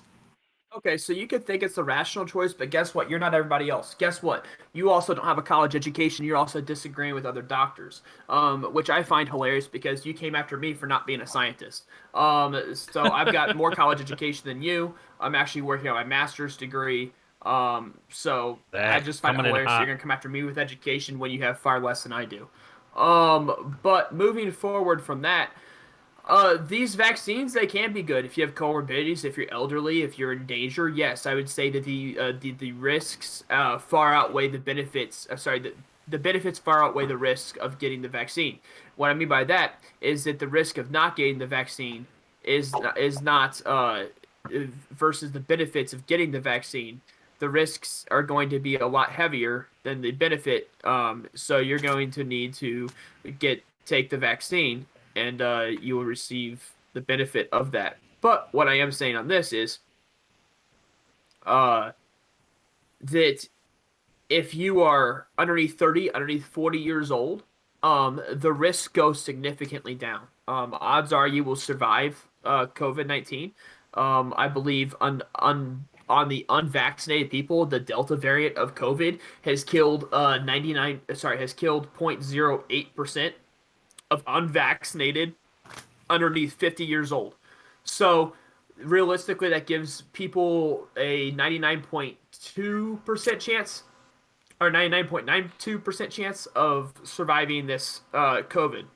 So realistically, there would be no reason to get a vaccine in which you have risks for heart inflammation that has shown up, in which you have risks for blood clots that has shown up. And one of the inventors of the mRNA has come out skeptical of the vaccines and what the government isn't saying. And with that being said, like Johnson and Johnson, which is the only vaccine that's available in the United States that is not mRNA, has been pulled back twice, and it's being pulled back right now. So it's extremely insane to continue to say that vaccines are the way to go for everybody when you don't know everybody's health situations. And it's really a conversation they need to have with their doctor as to look at their health situations and see what's best for them, which is what I've been arguing the entire time. And because I'm not vaccinated, suddenly I'm the evil person because that's what you've heard from CNN. That's what you've heard from New York Times, that I'm the evil person that wants to kill grandma and grandpa. Guess what? Grandma and grandpa, the odds are they've probably already been vaccinated. So just to clarify a couple of positions, I'm on the side of majority of scientists. If one climate scientist comes to you and says that climate change isn't real, that doesn't change the fact that 97% of climate scientists believe that the demonstrated change in our climate, and specifically climate temperatures, is due to human activity. That's a skewed statistic. So sure, and you can bring up a better one, but my point still stands that when you bring up with one MRA doctor, a pretty important one, and again, I think a lot of his criticisms are valid.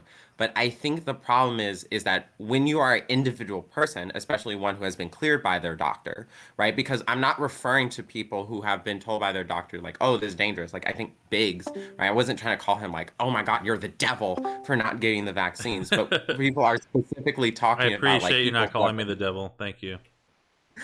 Yeah, we're specifically talking about people who have been cleared by their own doctor, someone who has more medical understanding than them in almost every sense of the term, whose doctor says, yeah, from everything I know about the vaccine, you would be totally fine from getting it, and you seem like you'd be great, right? People who got that from their doctor, which, by the way, was the vast majority of people, just like in almost every other vaccine out there will always be people who are immunocompromised. So the vast majority of people, which also do include people who fall on like some different racial, political, and class lines, those people are the ones I do believe are worthy of saying like, hey, your doctor cleared you for this. Is there any like other reason? Because again, there could be financial reasons, as in like you have someone who is completely dependent on you, and even if you get sick for a day, which is some things that do happen to people where they get sick or really tired, that could ruin your financial situation. I'm totally sympathetic to them, right? But when we're talking about especially people who make a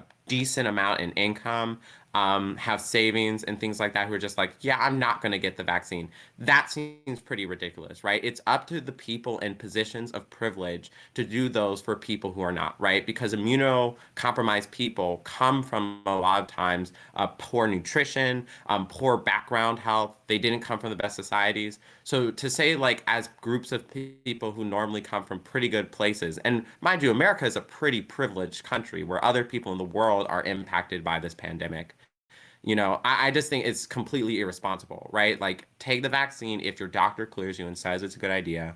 Weigh your options carefully. But I do think most people who don't get the vaccine aren't these types of people, and they're just being, just like unnecessarily skeptical. So, okay, with that being said, do you agree with government mandating this vaccine? Do you agree with that? Yes or no? So yeah, no. Well, I guess I should be clear. When it comes to things like schools or like airports, these are very important public buildings where a public health crisis there involves very specific people. Schools, children, airports are people traveling to other countries, right? So for these places saying that, hey, okay, COVID-19 okay, so stop right there. The government in general, do you agree with them mandating vaccines, yes or no? Or this vaccine in particular?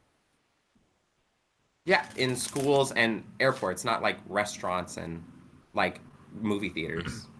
Okay, but you do understand that movie theaters and these businesses are mandating vaccines. Places that don't need to are mandating vaccines. Actually, the New York State government just said that if you basically want to go out in public, you have to show proof that you've been vaccinated. Do you agree with that law? Yeah. You agree with that law? No. I think that so oh my God, there was a debate between like Vosh and Charlie Kirk, and I think Vosh put this really well, where it may have like this kind of immediate positive impact because you're just reducing the number of people that go outside.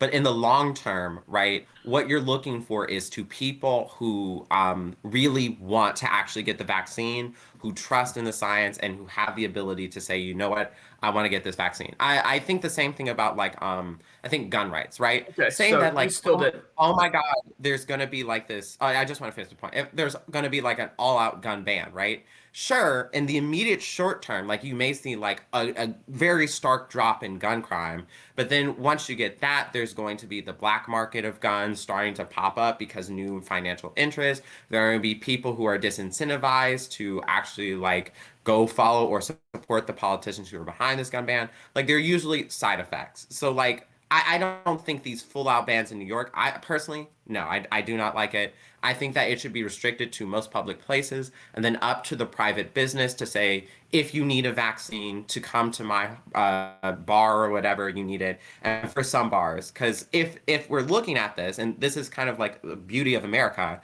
if progressives and conservatives are split kind of equally, then you will have vaccinated bars that people can go to feel safe.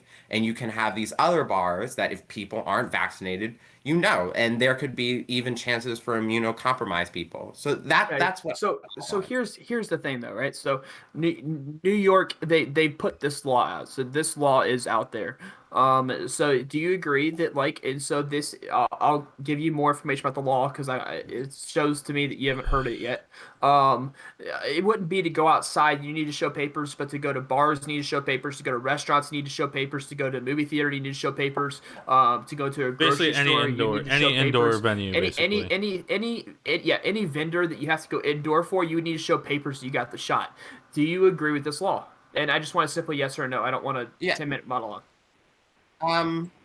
Yeah, I'd say no. I think that mask wearing and 6 feet distancing has been shown to be like effective enough. So as long as that, like again, like I'm not saying that the government should again mandate anything crazy for these businesses, especially because especially the number of people who are vaccinated in New York, I believe, is very high. I think that at this point, if you're not going to get vaccinated, you're not going to get vaccinated, and just like everything else, right? Trying to remove choice, just authoritarianism only works to a certain extent, and it's just not going to in this circumstance. Okay. Do you understand that the government can't legally require people to take an experimental vaccine? If you're trying to say that what New York City did was just illegal, then I'm just going to leave that to the courts. I'm moving to your statement about schools and airports. The United States government cannot legally require anyone to take an experimental vaccine. Oh, I mean, I guess, sure. Again, I'd have to leave it to the court. It has to be FDA approved. The federal government has to approve the vaccine before the United States government can mandate that someone takes it. Gay theist. All right, first things first. For like the schools, are you trying to mandate that the children take it too? Like if they're like 12 and up, which is, you know, who it's been approved for. Any group that's been like approved, or especially like teachers and stuff like that. I was gonna say maybe I'd agree with you on teachers, but definitely not students.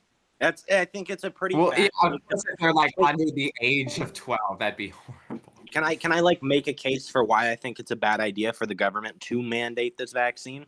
Well, I wasn't necessarily done by line of questioning, but it's all right. That's fine. We can let Dylan have a little bit of time here. Yeah, look, I just wanted to say Dylan argue. I think necessarily it's a bad idea for the government to impose things on people, especially things like this, because people, you know, throughout the country are really skeptical of their government and often tend to be right. So if you have a mandate, yeah, for federal like employees and soldiers don't count, which is though. Again, very fresh vaccination.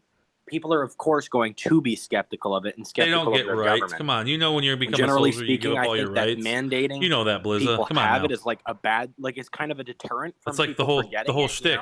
You know, because give up your especially rights. with like the amount of skepticism that surrounds this vaccine, it's generally speaking a bad idea. Usually the people who are going to take the vaccine will be the ones won over by the science regardless. For the most part, people who want to take the vaccine are going to take it based off of the positive effects that it has and that they know that it has on them. Especially if people are going to, consult their doctors before they take it, right? I mean, the issue you're failing to bring up, the issue you're failing to bring up, right, is you're talking about the positives this vaccine has. You're not talking about the negatives that this vaccine possibly could have towards people, right? So, like I said, the your doctor. Okay, so the Delta variant, right now is, I think it's 86% of cases in the United States, is the Delta variant. The Delta variant has also, underneath 50 years old, non-vaccinated, underneath 50, has a 99.92% survival rate. Right. So it means 0.08% death rate of the COVID-19 Delta variant, unvaccinated. Zach, so what I'm going to say to that is that it's important to build up herd immunity because people who get vaccinations are less likely to transmit the virus to people over 50, if so that's the case. Actually, that's been proven false. Vaccines actually don't help against transmission.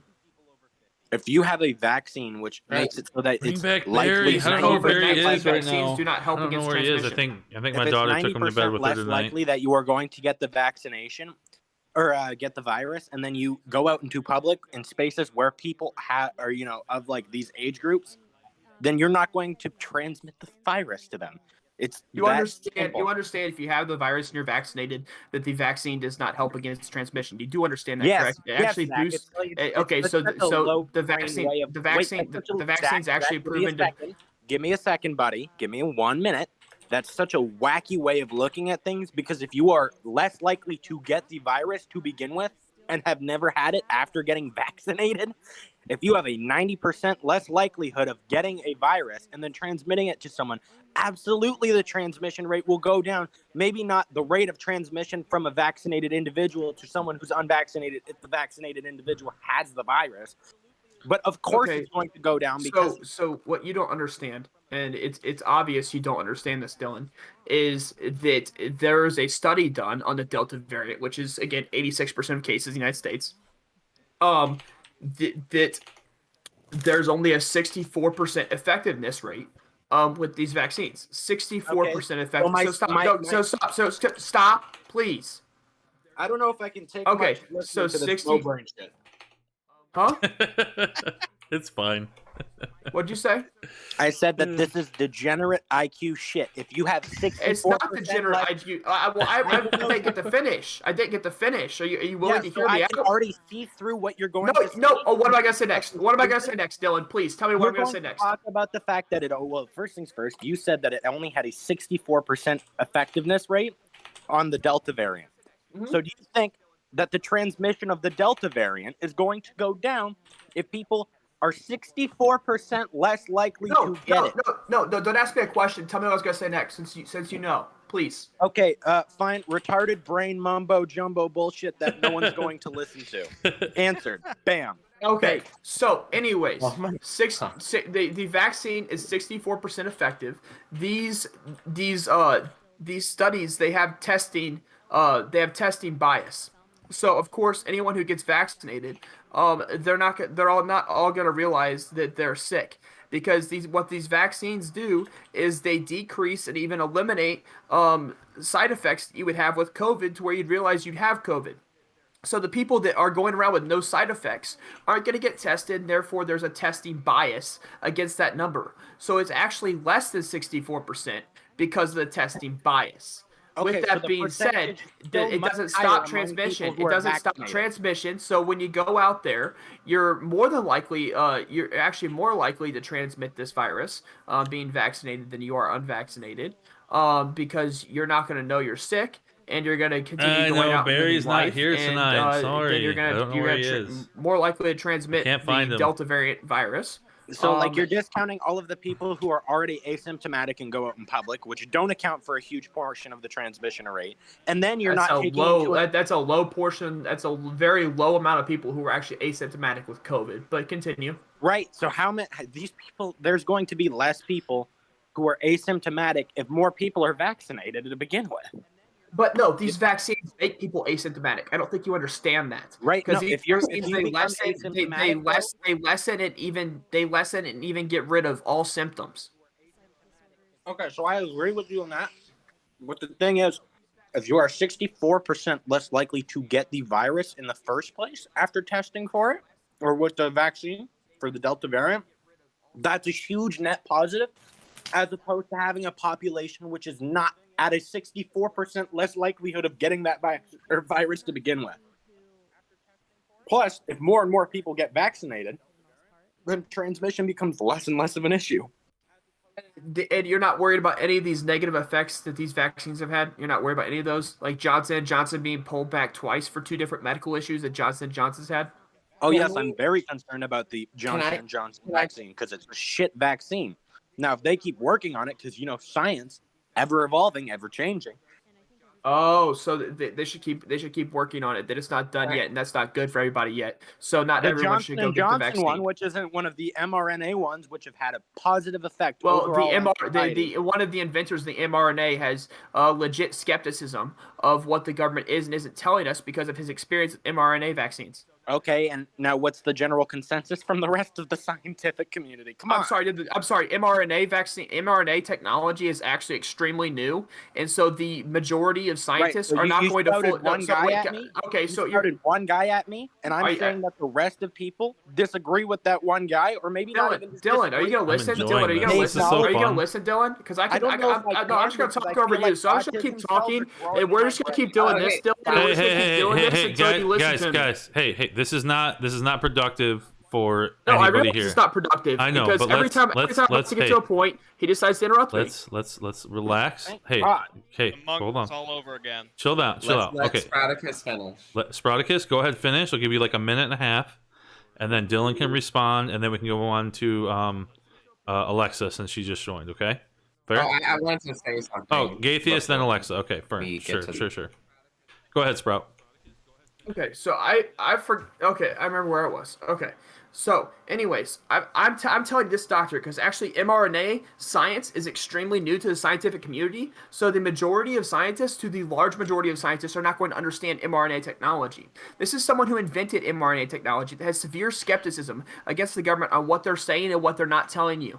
So this is someone who has legit skepticism, and you're playing him off as the rest of the science doesn't seem to care. Yeah, because mRNA isn't widely known about in the scientific community, so they're not gonna have good enough knowledge to understand what exactly is going on with the mRNA vaccines. Whereas this person invented it, so he knows the mRNA vaccines in and out. So this skepticism is a very real skepticism. It should be taken very extremely carefully and thought through before we continue. And then Johnson & Johnson, which is the only COVID vaccine that isn't mRNA, has been pulled back twice because of health issues. And you even said you're skeptic of the Johnson & Johnson because of the health issues that it's provided. So you're not making any sense by saying that the rest of the scientific community doesn't know. Right. No, Zach, that's just not the case. I'm skeptical of a vaccine that has been proven to have various examples, although they anomalous, and very few and far between side effects. But even that vaccine has been proven to be unsafe, or as unsafe as it is immediately. And that's why I want it pulled, so people can test it more, so people can, experiment with it more. It's not that extreme of a take. And it's not mRNA. And even though you said one of the top mRNA scientists disagrees with that, science can be taught and delivered to other scientists, especially to respond to the ongoing global pandemic. If I invent a robot and I give you this robot, teach you about this robot, who knows more about the robot, me or you? Depends on how much information is available to be presented about the robot. Okay, realistically, if I learn the ins and outs of the robot, if I learn the ins and outs of a robot, and I spend time with the robot, then I might just learn more about the robot than you. If the robot, a robot could be sentient, and then I could, figure out what it likes to play fetch as. You know, it's a robot dog or something. I don't. Dylan, you're being completely disingenuous. If I invent a robot and I give you the robot and I teach you a little bit about it, not everything I know, but I teach you a little bit about it. That way you know just the basics of the robot. Who's going to know more about the robot, me or you?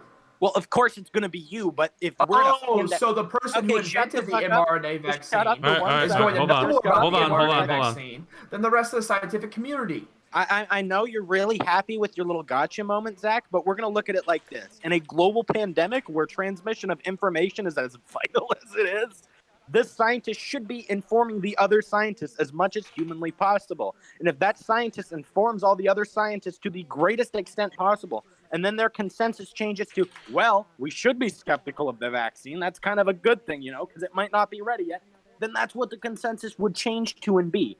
If either that, it still is there. You understand that, right? Because the FDA still hasn't fully approved it. It's still there. It's still experimental. Yeah, I agree that it's still experimental, but using the data we've had presented to us.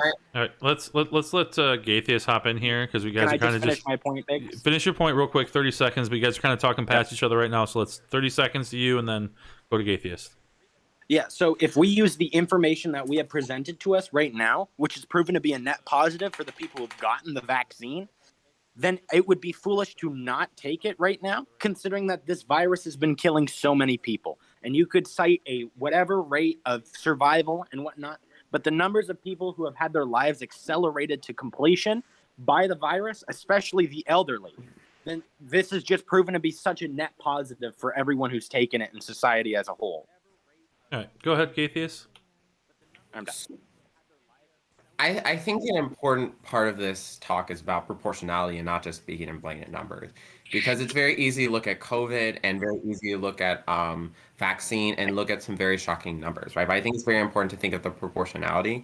And I do agree kind of with what Dylan says of where you can just look at how many people are harmed by the vaccine. This is pretty open, I feel like, information to like most doctors, and that's why I say it's very important to talk to your doctor, because they have like the ability to see like how many people taking the vaccines, the groups in terms of age as well as race. That's something that they also trace. Different racial groups have different effectiveness depending on the vaccine. So there is a lot of information out there, and even though like I again 100% appreciate that doctor's concerns, I think the importance of the consensus amongst mRNA scientists, especially because we don't know his like individual position in inventing inventing the mRNA process that we have. I just think it's very important to look at like those scientists and see what their studies are saying, because I think the biggest part of his criticism was just the lack of available information from the CDC, which I think, again, is important, that they are very disorganized and they need to actually re-centralize themselves to some like common goal and some common good. But I think for right now, especially with studies being done all over the world, that if there was something like very legitimate, we would have, I don't want to say like heard about it by now, but we would have heard a study by now. We wouldn't have heard a complaint, but we would have heard a study where a group of information was pointing to a very specific problem, not one person making a complaint about something without scientific consensus. So why are you guys so hung up on scientific consensus? I'm really curious, because you're acting like science can't be questioned, science can't be wrong, that science at all times is 100% correct, which even if you make that argument, even if I give you that argument that whatever scientific consensus says must be the law and must be how we live our lives, because fuck, the earth is flat now, because that was scientific consensus at one point in time. But even if I give you that fucking argument, the FDA has still not approved this vaccine, and it's still an experimental vaccine. And what you two are pushing is that everybody and their mother should go get the vaccine right now to stop transmission, even though it's an experimental medicine that hasn't been shown what kind of side effects it can have with certain people. So this is like a asinine really to me. Approach. This I mean, it's a cringe approach. Yeah, it's a bad question, because first things first, no one said everyone and their mother should get the vaccine, just, willy-nilly go out there. So who should get the vaccine? After consulting your doctor, you should get the Okay, that's what I've been arguing this entire time. Yeah. Okay, so we agree. And that's what Gaithias, who should get the vaccine? Consult your doctor. Gaithias, we should get the vaccine. Hey, Wait, Dylan, those are Dylan time. their doctor. I'm gonna lose my train of thought. I had a really important thing Okay, to go say. Dylan, go Dylan before you start screaming. Go. Yeah. So what I wanted to say is that of course science is subject to change, and the consensus of things will always be subject to change based on new information that gets presented to people. However, when we weigh the information we have presented to us right now versus the information that is, again, available as to the negative effects of the virus, then it's important to get this vaccine out into people as soon as possible. I'm sure glad the Crown didn't listen to the scientific community when they sent Christopher Columbus over with 3 of their ships. But Gatheist, who should be vaccinated? Just to point, they did actually. The Crown did. They believe Christopher Columbus. That's why they actually gave him. He was wrong, but he ended up running into a. So I said I'm sure glad that they believed in Christopher Columbus, and not the scientific consensus. But Gatheist, who should be vaccinated? Yeah, people who get approval from their doctors. Yeah, those people. Oh, okay. So we all agreed that you need approval for your doctors. Yes. So if you don't have approval for your doctors, you shouldn't take a. So if you and your doctor don't come to the conclusion this is what's best for you moving forward, then you shouldn't take an experimental vaccine. Yes. I don't know what Biggs is literally one of those people. I don't know what to say. That's not what you've been arguing this entire time. I've been talking about me not having a vaccine. I've talked to my doctor, and Biggs not having a vaccine. Him talking to his doctor, and we're talking about the risk that this could possibly give to us. Talking to our doctors, and somehow we're wrong for talking about the possible risk that could be given to us from talking to our doctors and looking up other doctors. And 2 people with high school educations are trying to tell me that I should have the vaccine, even though I've talked to my doctor and my doctor has suggested against it. Biggs, can I just respond to this really quickly? Yeah, go ahead real quick. Thank you. After that, the floor is yours. It's your show, obviously. But the thing is, this first thing is that's kind of a weird ad-hom about the whole high school education thing. The thing that we're saying to you is if you go, take this up with your doctor, they, evaluate you based on pre-existing conditions or conditions that you might have, and then they give you the all clear that yes, you can take the vaccine with the limited side effects that have been presented to us thus far, and make it okay for you to take it. Then there's absolutely no reason, barring, maybe class or like you can't afford the vaccine, if that, even though it's relatively affordable. Isn't it free? Yeah, okay. I don't know. I wasn't sure. I know it's free here, but cut him some slack. He's in Canada. Yeah, I was gonna say I know it. The only thing I know is that it's free here, right? But I wasn't sure if that was universal health care or not, right? And it's with America. So the thing is if your doctor recommends that you get the vaccine, that the overall side effects of the vaccine just happen to be a net positive for yourself and everyone around you, with the information we have presented to us, anytime we're getting a vaccine is probably going to be a net benefit for the society, considering the amount of people we see have died from the coronavirus. Then there's absolutely no reason for you to not get the vaccine other than your own personal skepticisms. But either way, the verdict of your doctor should probably outweigh that of your own little opinion that you shouldn't get it. Okay, and for but someone is someone allowed to independently be skeptical of something? Yes. Zach, okay. Everyone's allowed to be independently skeptical of things. Don't play this silly little game. No, but I'm asking because you're saying that if your doctor has said that, then you need to go do it. But is someone allowed to be? Wait, Zach. You're mischaracterizing my argument. I didn't say that you need to go do it. It's in the best interest of yourself and everyone around you using the information you have presented to you to go get it. For someone like Biggs, who specified earlier that he might have blood clotting issues and that might be a bad thing for him when it comes to getting the vaccine, then maybe he should steer clear of getting the vaccine unless he wants to assume that individual responsibility. But for someone who does not have any associated, pre-existing conditions and their doctor gives them the all clear, there is no reason for them to absolutely not take it other than their own individual, skepticisms. But if you wanted to appeal to education and degrees, then buddy, your doctor's got one or else you cannot practice. And it's probably important that he weighs his little opinion on based on all the information presented about your personal health and of course the information available to us about the vaccine.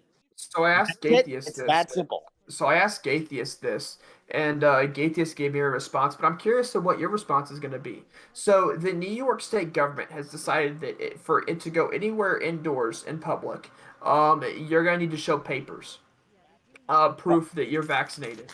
Do you Yeah, agree or no, disagree with that law? I think that's pretty bad law because that's that violates people's individual autonomy.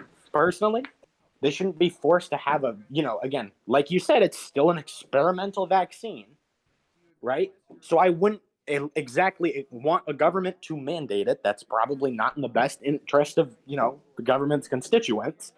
However, that being said, I still think it's important to mandate things like masks that have been shown to be relatively effective.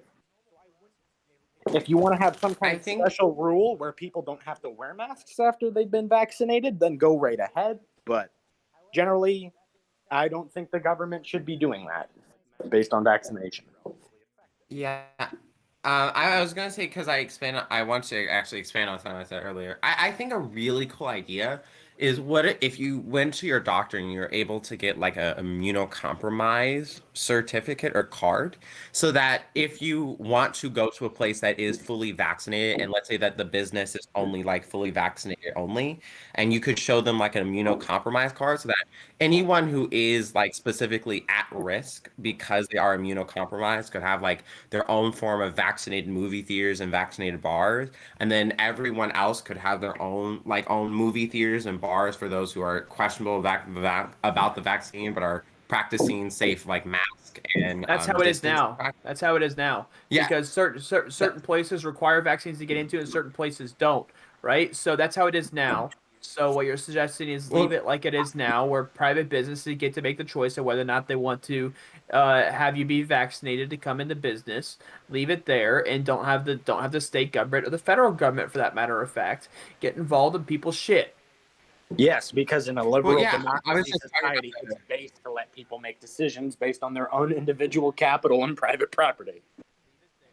I was just giving a suggestion on the immunocompromised card. I haven't seen that in my local vaccination place. I haven't seen anyone offering that a card that able to state that so here's the thing, right? Is that they're not allowed to ask, right? But if you are immunocompromised, then go to somewhere where there's more chances that people are going to be vaccinated, such as somewhere that they want you to be vaccinated to come into, because they're not allowed to ask. That's a violation of HIPAA, a violation of the Health Information Protection Act. So when you talk about that, what New York State government is asking you to do anyways is a violation of HIPAA. But to continue that down that line, it's just exactly like that. Is that if you feel like you're immunocompromised, then you need to take personal responsibility and choose where you go very wisely. If you think that there's a risk, or you talk to your doctor and figure out where to move forward next. But we need to stop having businesses shut down like they're getting ready to do again. They get ready to try to re-implement lockdowns. We need to stop this. This has shown to not work. It didn't work the first time they did the lockdown. It's not going to work the second time they did the lockdown. I'm gonna let them just keep going. It's fine. And I can't. I walked believe away, that so I'm you not guys sure where they were at with that. Before, I mean, it wasn't extremely clear you guys wanted it to be a conversation with your doctor. It was just until once I brought it up that all of a sudden it was a conversation with your doctor. Pretty sure I said that right at the beginning, but pop off, King. I pretty much said that right at the beginning. Like, as soon as I joined the call and started talking, one of the first, 3 things I said was, go talk to your doctor. Make sure it's good for you. I think you were referring more to me, Spartacus. It took me a while for me to clarify that in the arguments, but Dylan did kind of say that kind of early. Yeah, don't let me in there if it's some weird effort to make me look like I said some spooky, scary shit. So I don't know. There's so many arguments that are going on. I forget who said what. So I mean, I'm talking to 2 different people, and they're both yelling at me. So. I kind of want to take it away from this. Are you saying that we found the No, I'm just saying that after a certain point, you don't remember who said what point, right? Yeah. I kind of want to take it back to the guys. I want to 2v1. I want to take it back to the. It doesn't have to be. Trust me, I can do just fine on my own. I know, but we're just doing a fun panel here, everybody. But I kind of want to take it back to now that we have some more people in here. Kind of get your guys' take on the eviction moratorium. What you guys all think about that, and the extension, and whether or not they should have extended. What was the eviction moratorium about? So basically, they put a ban on evictions during the pandemic, and it was supposed to run out last Saturday. And basically, the Supreme Court said that the CDC doesn't have the authorization to extend it. It needs to be done by an act of Congress. And Congress failed to pass any extensions, but then the Biden administration and the CDC decided to extend it to October anyways. Basically defying the Supreme Court. How can they defy the Supreme Court? I mean, so what's going to happen is they're going to get sued, and we've already seen that already. They're going to get sued. Today. It's going to go to the Supreme Court. Supreme Court's going to knock down the law. Yeah. I don't know what's to think there. Okay, that's fine. I'm just curious, like, acted. What was that? Scratching some shit. All right. Well, I guess nobody wants to talk about that then. So that's fine. If there's a mod in my chat, give me 1 second. If there's a mod in my chat, can you please time out? What about BLM for that shit, please? Thank you. No, I just so my personal take is that the whole concept of these eviction moratoriums is unconstitutional to begin with. Even though it was actually first instated under Trump, I think that was a mistake. I think all this really is kicking the can down the road. We're just going to cause more problems, get more people in more debt, and it's just going to end up being even more people homeless in October than there would be now. I think that based on what we had for all the relief plans and things like that, all the programs we've had throughout the pandemic, if people aren't able to either A, get work, or B, use that money responsibly through, like, if they are unemployed with the amount of money that we're getting extra. I kind of talked with this before I was streaming with Clock Guy and B-Gal, and basically, like, if you were to take advantage of the full unemployment benefits just from the free money, not including the money that you get from your own previous work, it was something like $24,000 to $25,000 of basically free money for the last year and a half. And to me, that seems like we're just kind of throwing money down the tubes and we're still having this problem. So, like, what the fuck was the point? And we're just going to end up having even more people in October than would be evicted now. So my whole point is rip the Band-Aid off now while we can. Now we're just going to tie up things in so much litigation. Congress basically just fucking dropped the ball on this. So that's my basic take. Well, Congress dropped the ball on it to begin with. What they should have done was they should have stopped mortgage companies from being able to charge mortgage, and they should have stopped landlords from being able to charge rent, and paused it until they wanted to resume it. No extra interest, no extra anything, and just paused it, and then when this is over, they can then resume it. No one's losing money. As a matter of fact, you still owe the bank as much as you did. Your loan just grew by, like, however many months you missed. Add those months to the end of your loan, and then you're there, right? I think that's partially correct. I still think they would have had to have paid some type of interest, though. The government would have had to have been responsible for some type of payment, I think, just because I'm sure they have to pay the banks a little bit. Well, I mean, they at least would have to pay the interest rates. I'm basically saying they're basically giving them a loan in effect for the time, so there would have to have been interest paid somewhat. So would you also can you go ahead, Miguel? So would you also freeze the interest that you would get in your savings too? Because that's where the bank would lose money. Well, I'm saying you shouldn't do that. Zach was saying about freezing all this stuff. I still think there needs to be some type of money paid by the government to either, most likely, the mortgage backers, because basically you can't just, like, take that away without an investment back into it. So, like, if you want to halt things, you still have to pay whatever the lost interest rates would have been, at least that much. I think that's reasonable. So I'm not 100% behind this whole idea that Sprout had in general, but I think if you were to go that route, you would have to pay some type of interest to the banks and to the lenders, at least to keep it from them completely crashing because they have to take on all the actual debt and through their whole system, then it would cause a cascading effect, right? Right. Yeah, because you would also have to have them So I'm a little not bit. use your credit cards or debit cards or any of that. Like they would lose all that income. No, I'm not saying stop interest on So like savings accounts and stop interest on regular loans. I'm just literally saying mortgages. Yeah. Just Go stop ahead. mortgages. Go ahead, Gaithius. What were you going to say? well, I'm a little bit confused because this both of these seem like really terrible to me. So I'm a little bit confused on like right? Like how did this make the problem worse? Because I unless you're talking about maybe the landlords themselves, but I don't see how anyone who is at So, risk for eviction now wouldn't have been if we didn't give this moratorium. right. Like I'm really confused about that. So, And two, like it seems to be not an answer for the actual eviction crisis that right. would have happened because of Well, it. me? Are you saying what I said isn't an answer? No, I'm asking Biggs. Okay. Oh, Biggs okay. gave a different. Yeah. So my personal take is the whole idea of eviction moratoriums is in effect unconstitutional. I think the fact that basically is the government saying that as a private citizen you have to provide somebody else with property without payment. I think that's an overreach to start with. But as far as like, I understand extenuating circumstances, so there may be some things that needed to be done. I don't agree with it, but I can see the argument to have the moratorium, right?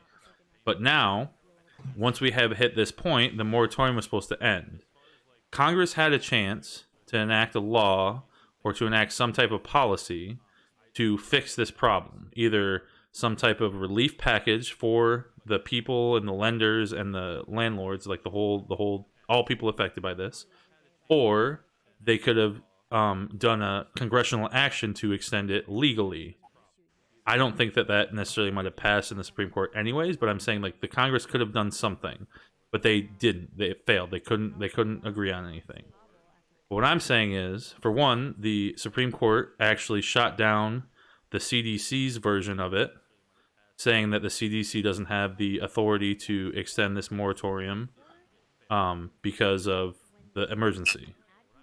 They said it was unconstitutional. But the Biden administration and the CDC did it anyways. What they basically did is they took a new version of it, which basically kind of narrowed down slightly the scope, because previously it was kind of covered everybody. But then they made it so it was only with counties that had a significantly high or moderate transmission level, or some other like smaller stipulations, like income was a little bit more narrowed. But basically they said, oh, this one's unconstitutional, we're going to narrow it down just a smidge and put it through anyways. We've already seen in the one day that they're already having legal action against this and suing people because it's not, the Supreme Court's already said this isn't right. So that's the basic gist of the whole thing. So again, I'll put my point back there of what was to you the proper solution, right? Because if this is unconstitutional, you were talking about, because the economy was going through a couple of things where you have a lot of like millions of renters during a national pandemic. What do you do to try to like maximize lives and security here? So I think at the start it should have been, instead of a moratorium, Congress should have passed some type of a relief fund to pay for the rent that was going to be incurred. I think I don't like that, but I think that would have been the proper way to handle it. But I don't think the fact, because what's going to end up happening is, because these people that have this back rent now have had it since, it'll be a whole year. Now again, I know this isn't every single case of this, but some percentage of that's going to go unpaid basically forever. But here's the thing, right? That if we stop mortgages and rent, then we wouldn't have needed the COVID. We wouldn't have needed the COVID stimulus plan checks. That wouldn't have been needed. And that would have been a huge save a lot of money for our government. Because all we did was borrow that money. We didn't have that money. We borrowed it. Borrowed against the future. Yeah, we borrowed it against the future. And so, with that being said, like if we would just cut mortgage and cut rent and said it's paused until we can move forward, then you wouldn't have needed to borrow against the future. You would have just needed to continue to Yeah, have so basically you the would take all the mortgages, say let's say it's a whole year, so then you say we put a hiatus on the mortgages or whatever, then that gets tacked on at the end of your mortgage. So like let's say you've got 15 years left to pay, instead of that now you have 16 years to pay, but you had basically a free year off. Now that will then, like I was telling you before with the interest rates, you'll have to compensate those banks for that interest because you just otherwise it collapses the whole system, right? So that would be part of that would need to be added either to way that. it's going to collapse, right? Either way it's going to collapse because the housing market's going to collapse. The loan, the percentage to get a loan is going to go Honestly, way up. I don't think that that's gonna actually. Well, I do think that part, the last part you said, but I think that prices. I think what's gonna happen now is that because we are pushing it back again, more people are No, gonna be it's not affected going to by be pushed this. back again. It's going to be sued. Well, And they're yeah, going to yeah. go through the Well, court until process. whenever, but that could be months before. That could be past the October, right? That's probably is what will happen. It's I don't probably not see. past October. You think they're gonna be able to hear this all the way through up to the Supreme Court by then? Yes, because Within what's going 2 to happen? months? Yes, because what's going to happen is the lower courts are going to be forced to go with the Supreme Court decision, and the Supreme Court decision was this, so the lower court's going to knock it away. Going to knock it away to begin with. Right, but And at I that still point, think that. but at that point, there's going to be no moratorium, right? So there's going to be no moratorium until they can find another court to overrule the lower court, and then once that court overrules the lower court, then it just takes another court case for the higher court to overrule the lower court. As soon as this goes to court, it's gonna be gone. I think you're overestimating the efficiency of the court system. I think this is probably going to be in litigation for at least longer than the moratorium itself. I wouldn't actually be surprised, especially with what we're seeing now with a lot of the other countries like Australia. Now Israel's looking at lockdowns. Excuse me. I wouldn't be surprised if we go into another lockdown in the next couple weeks. But that's just like that just If depends. we do, I'm not gonna listen to it. I think most of the red one. states won't either, but what I was going to say is to Gaithia's point is that you at least see the fact that, like, let's say we have, if it would have ended on Saturday, right? Obviously, there's going to be people that are going to be affected, but by extending that out another 2 to 3 months, there's going to be more people affected, more people in debt because it's going to be more months added to their backed rent. And most likely what's going to end up happening at the end of this, at least based on what the previous stipulations were from the last, when it was supposed to end, all these people are going to still be responsible for that back rent, which I'm guessing they're probably just going to default on. And that's going to leave the landlords and the banks holding the bag, which some people say that's probably a good thing, but I don't personally think so. And what's going to end up happening is we're going to cause an even higher rates of rental than they already are, which are already higher than they should be. You're going to require more security deposits and more first and last month rents, basically guaranteed money for the landlords to be able to feel comfortable renting to you, and a lot stricter application process. People aren't going to want to rent to people that can't pay now, especially with everything that's going on. Now, whether or not that this is going to cause the prices to go down, like Sproticus had said previously, I don't know. Right now, the market is inflated. I've seen a lot of people, especially like I've had family members that bought houses sight unseen for $20,000 over asking prices. You're hearing all these stories about these people buying up all this property and stuff like that, and land and whatnot. But I don't know how that's actually going to pan out, but we will see. I guess my I would say. solution is. Go on. I was just gonna say no. I do not believe that like just letting an eviction crisis happen is going to improve the eviction crisis. If you already can't afford rent, like as it is, the chance of you just going out and getting a job or whenever this like moratorium in is just not realistic. Like it has, I'm pretty sure it has like nothing to do with actual any sort of mandate of where you can work, when you can work, or whatever your job is specifically stipulating. So as long as it doesn't have like I've worked all the way effect through. Like I live in a state where I was able to work all the way through. A lot of people weren't as lucky. Like a lot of the blue states, they literally made it so you could not go to work. My point being that the moratorium had nothing to do with that, though. Whether or not you were in a red state, blue state, Oh, yeah, whatever, yeah. the moratorium said it said absolutely nothing about that. So your ability to pay has nothing to do with when the moratorium ends. It just depends. Like maybe you could give the argument that some people were putting money aside and some people weren't. But the point being that whether or not you could afford it, whether or not you had the financial means, had like at least from a timing perspective, had nothing to do with the moratorium. Right. But what I'm saying is, at least with when you extend something that's already a bad situation and it's already incurring more and more debt to people, the longer you push that out, the more that debt's going to grow. And eventually that Band-Aid is going to have to get pulled off anyway. So whether we do it now or in October, if you do it now, there's actually less of a liability to the general person than it would be from 2 months from now. Do you agree with that at least? No. What do you mean by there would be more personal liability? Like, okay, I'm confused on what you mean. Okay. So if you so do you rent or do you know you paid rent before in the past? Yes, rent. Okay. Rent. So rent. Okay, so if you rent, let's say your rent's $1,000 a month, right? This moratorium's been going on for a year, right? Or since September last year. So if you haven't paid for 10 months, you owe $10,000 on your rent, right? Mm-hmm. Okay. Now, correct. If the moratorium ended now, you would be evicted and have $10,000 to pay. If the eviction ends in 2 months, you will still get evicted, and you'll have to pay $12,000. So you see where it's actually worse, and there'll actually be more people. The chances of more people being affected by this as it goes on is actually more people missing their payments. Now, if people are doing better, there may be some people that are doing better, which it may be the case.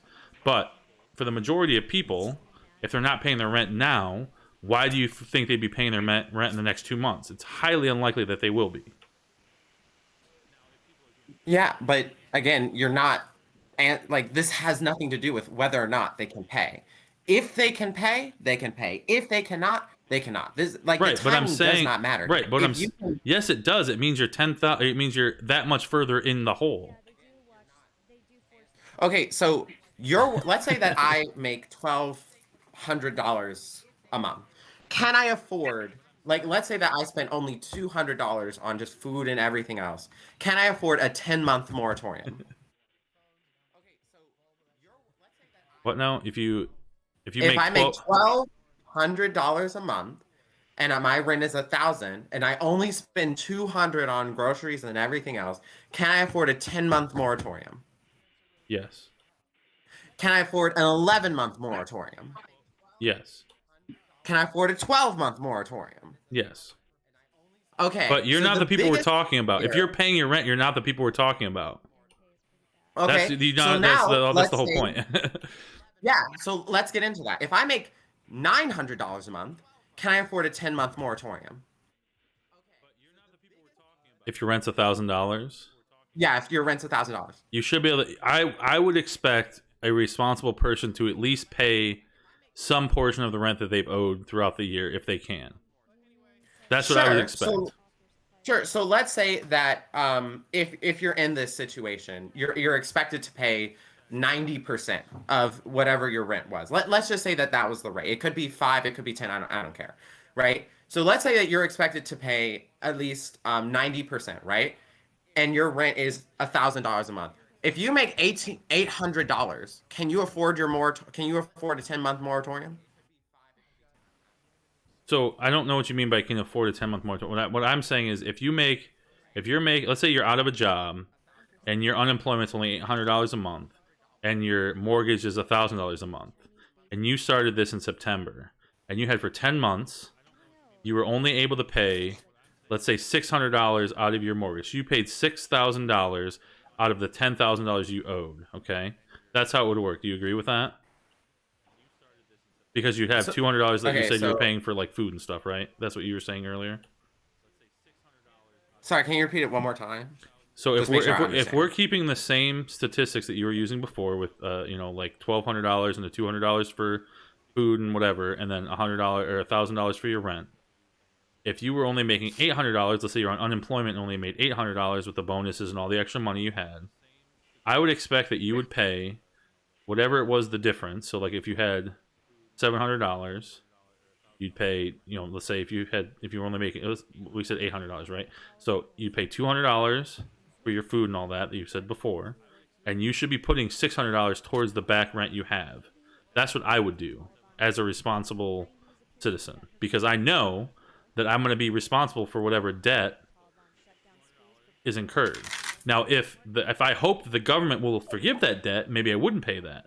But I think that that's a poor decision, because basing what you want to do with your decisions based on what the government might do in the future, I think that's piss poor fucking preparation. And I think that's bad for anybody who decides to do that. I think that's irresponsible. And I think that's naive to think the government's going to protect you, because they are going to fuck you.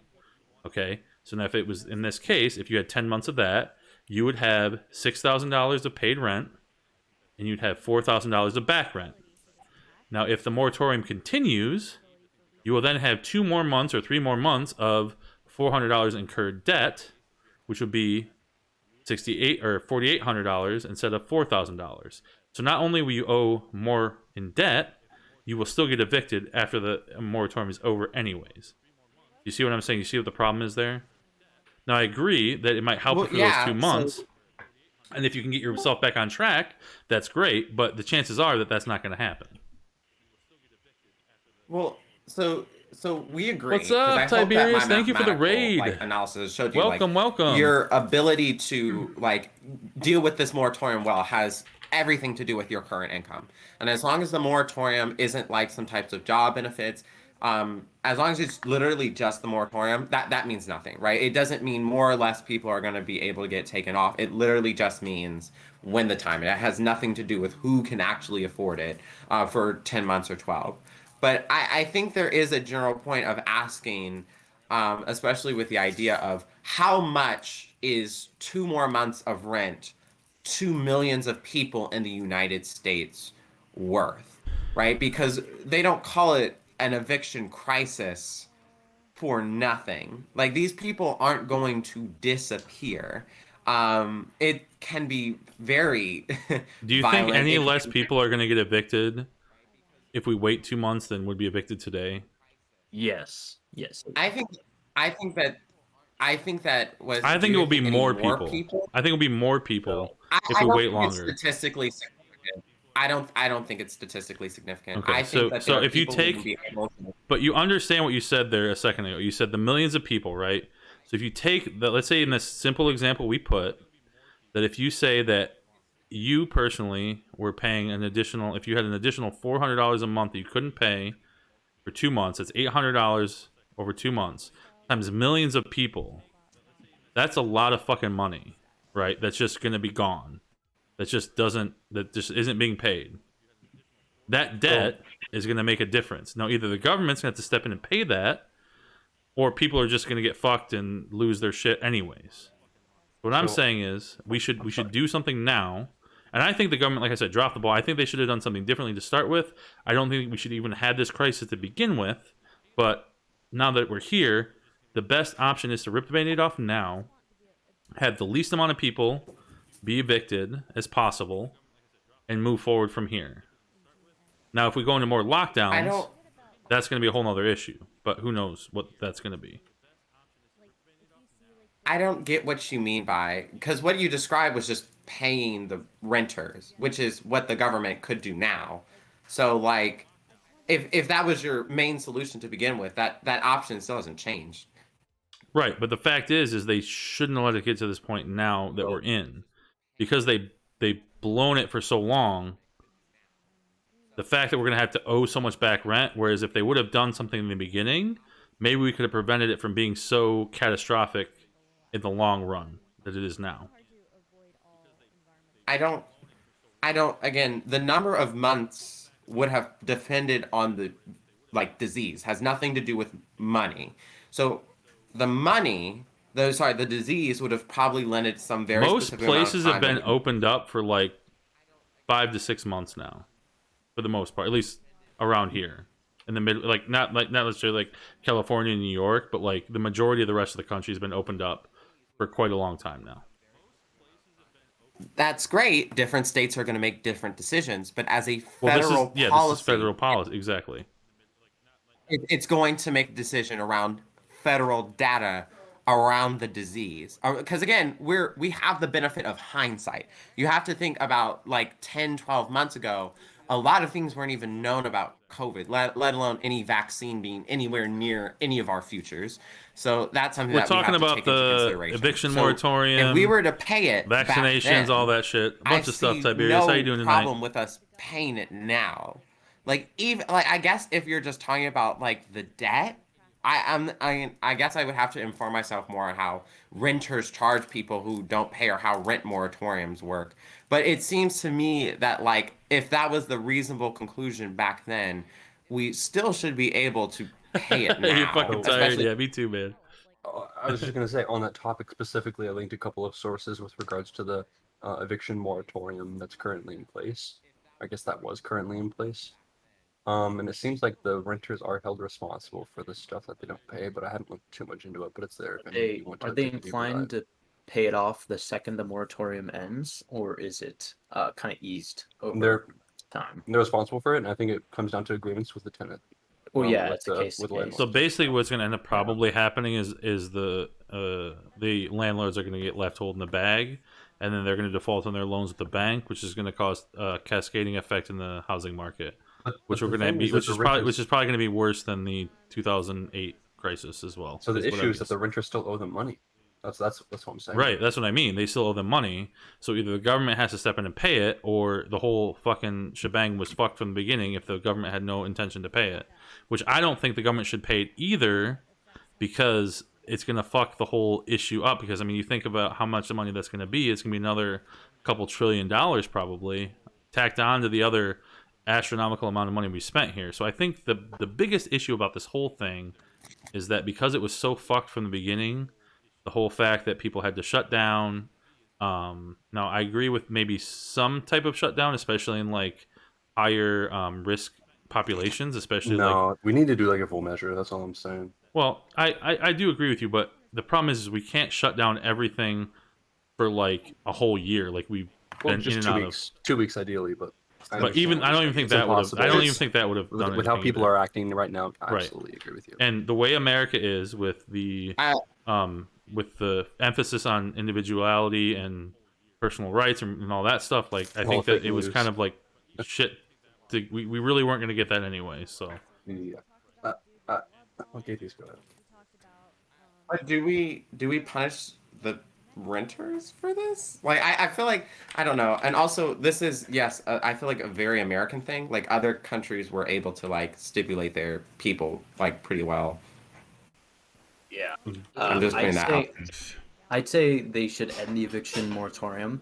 What the entire moratorium was based around was to make sure that when the economy was at its low and there wasn't enough money being circulated, that those workers who weren't getting paid would be protected. But now that it's pretty much back into full circulation, we see that the GDP has exceeded that of 2019 by considerable measures. And taking this into consideration, right, we have to say that we have to end the eviction moratorium, especially considering the Delta variant becoming more prevalent. Oh, sorry, I wasn't on mute.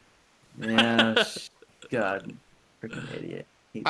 Just to be clear, GDP does not represent like individual situations. yeah, it doesn't represent individual. So like No, but it does show how much money is actually being circulated through the economy. So it's pretty relevant to what we're talking about.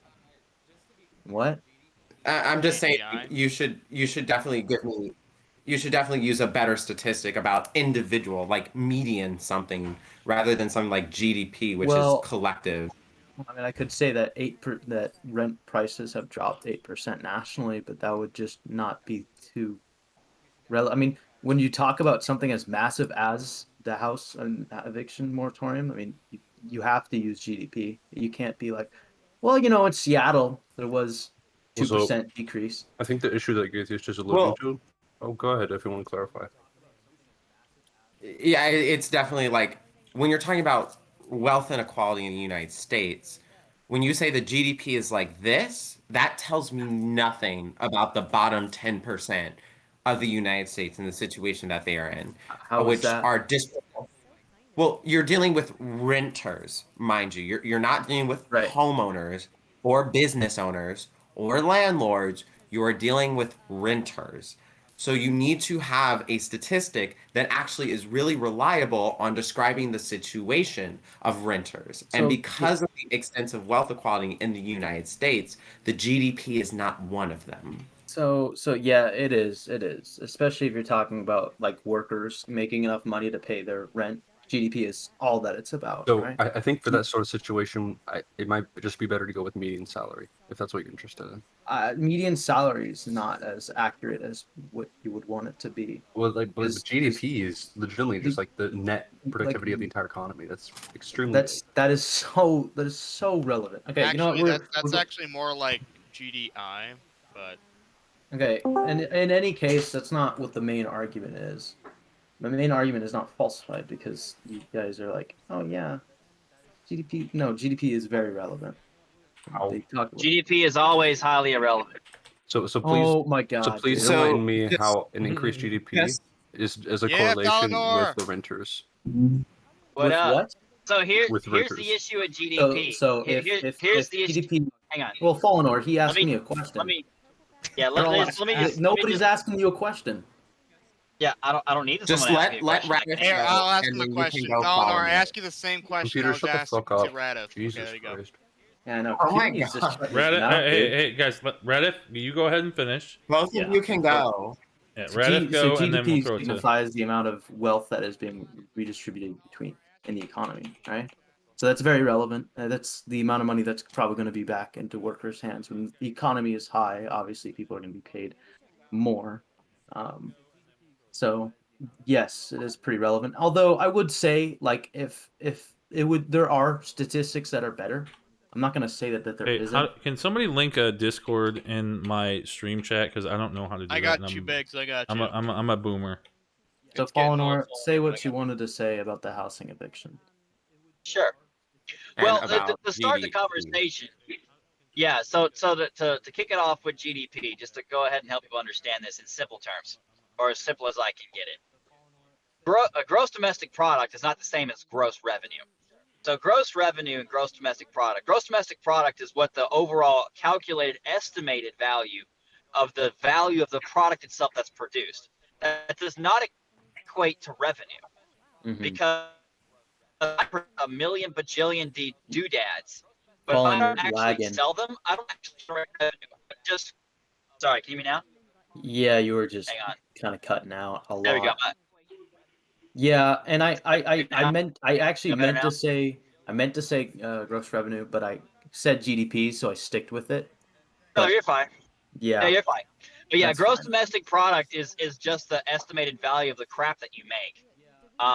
Gross revenue is how much money you actually make in terms of total generated revenue, in terms of total collected money. But that is not net profit. So, like for instance, gas stations. You could have a gas station that makes $1 million a year, which is very common.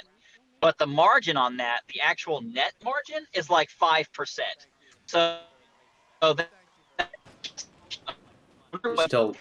you were lagging hard. I think the word you're looking for is GDI, not GDP. Fallenor, you are lagging hard. Hey, computer, gone. while he's busy lagging, GDI, what is that? Gross domestic index? Gross domestic income, I think. All I know is that Tiberius isn't gonna know anything, so I don't know why he's Hey, speaking of that, hey, new to the channel here, Tiberius, I want to give you the floor since you're in here and you have a cam, which gives you priority, sir.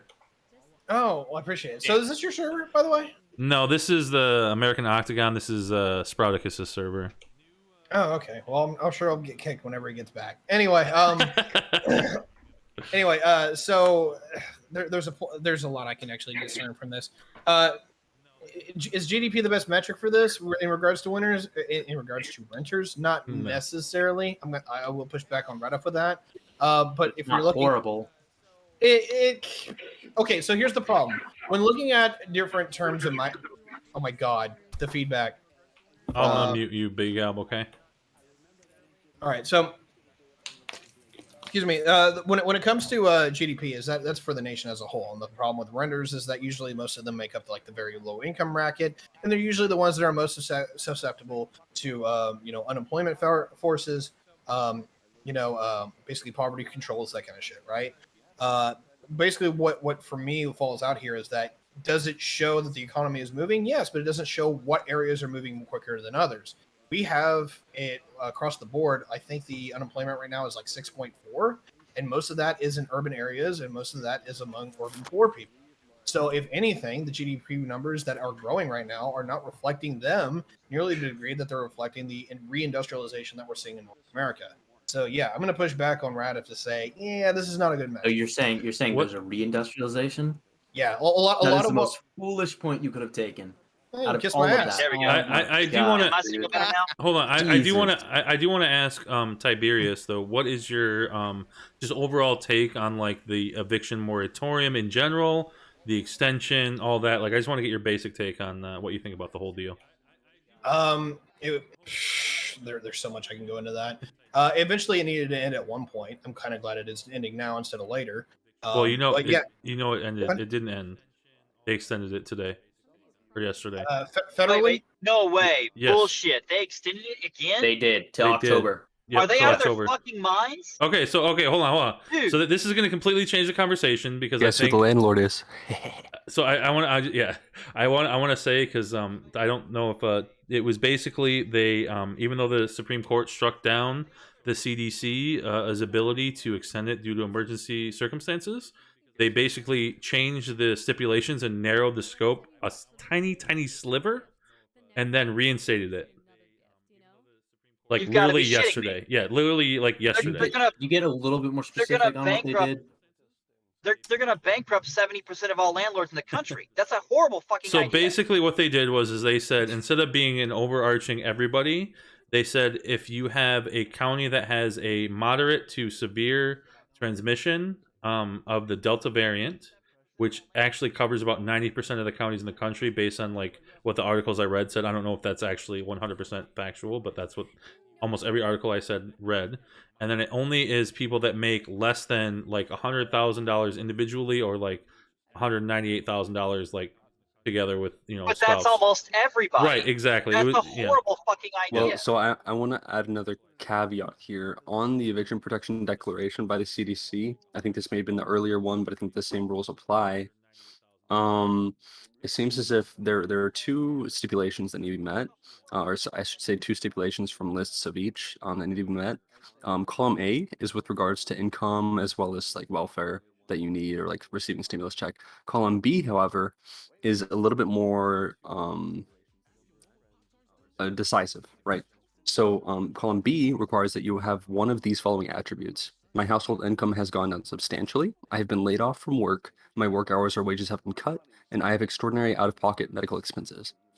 So this is requiring a little bit more specificity than just income, right? And you also have to make a declaration under penalty of perjury that you didn't lie on any of this, and that you are acting in good faith with it. Guilty of perjury. But they're gonna lie. Yeah, they're gonna lie. Yeah. They're just gonna lie. Okay, that's like any like welfare program. Do you think people like just lie to get on welfare programs right now? Absolutely. They fudge the numbers all the time. It's incredibly common. Do you have any stats on this, Yeah. perchance?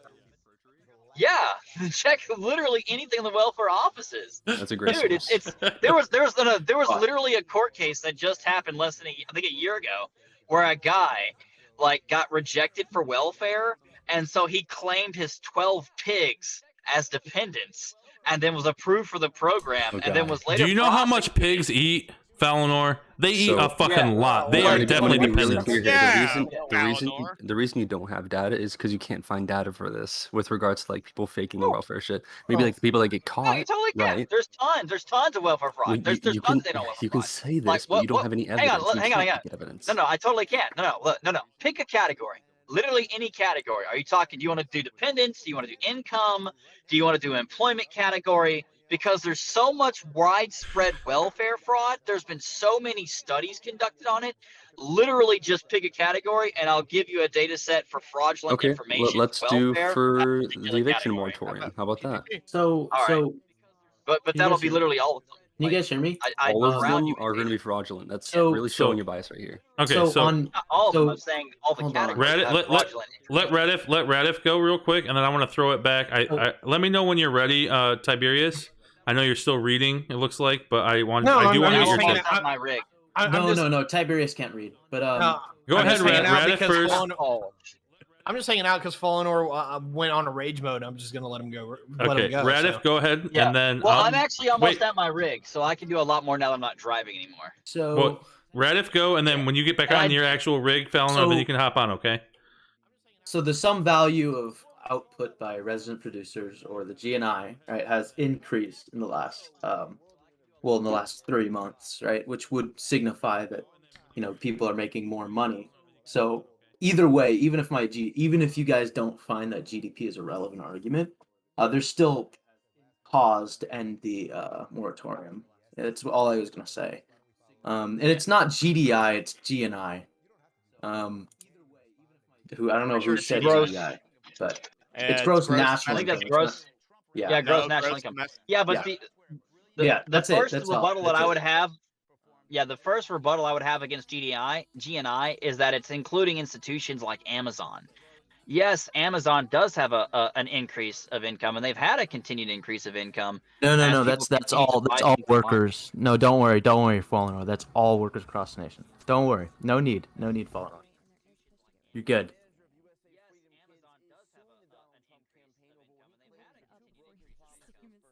Okay, so I'm looking into some data with regards to welfare fraud. This is just a fucking headline, so take it for what you will, right? But it's 1 out of every 10 welfare recipients engage in some sort of fraud. I think is what it is. 10%. That's huge. That's huge. It is significant, absolutely. That is a lot, yeah. But I'm at my location now. Give me like 3 minutes. All right, so I want to hear what I want to now that Tiberius might know a little more about what's going on. I want to know what your take is on this whole deal, Tiberius.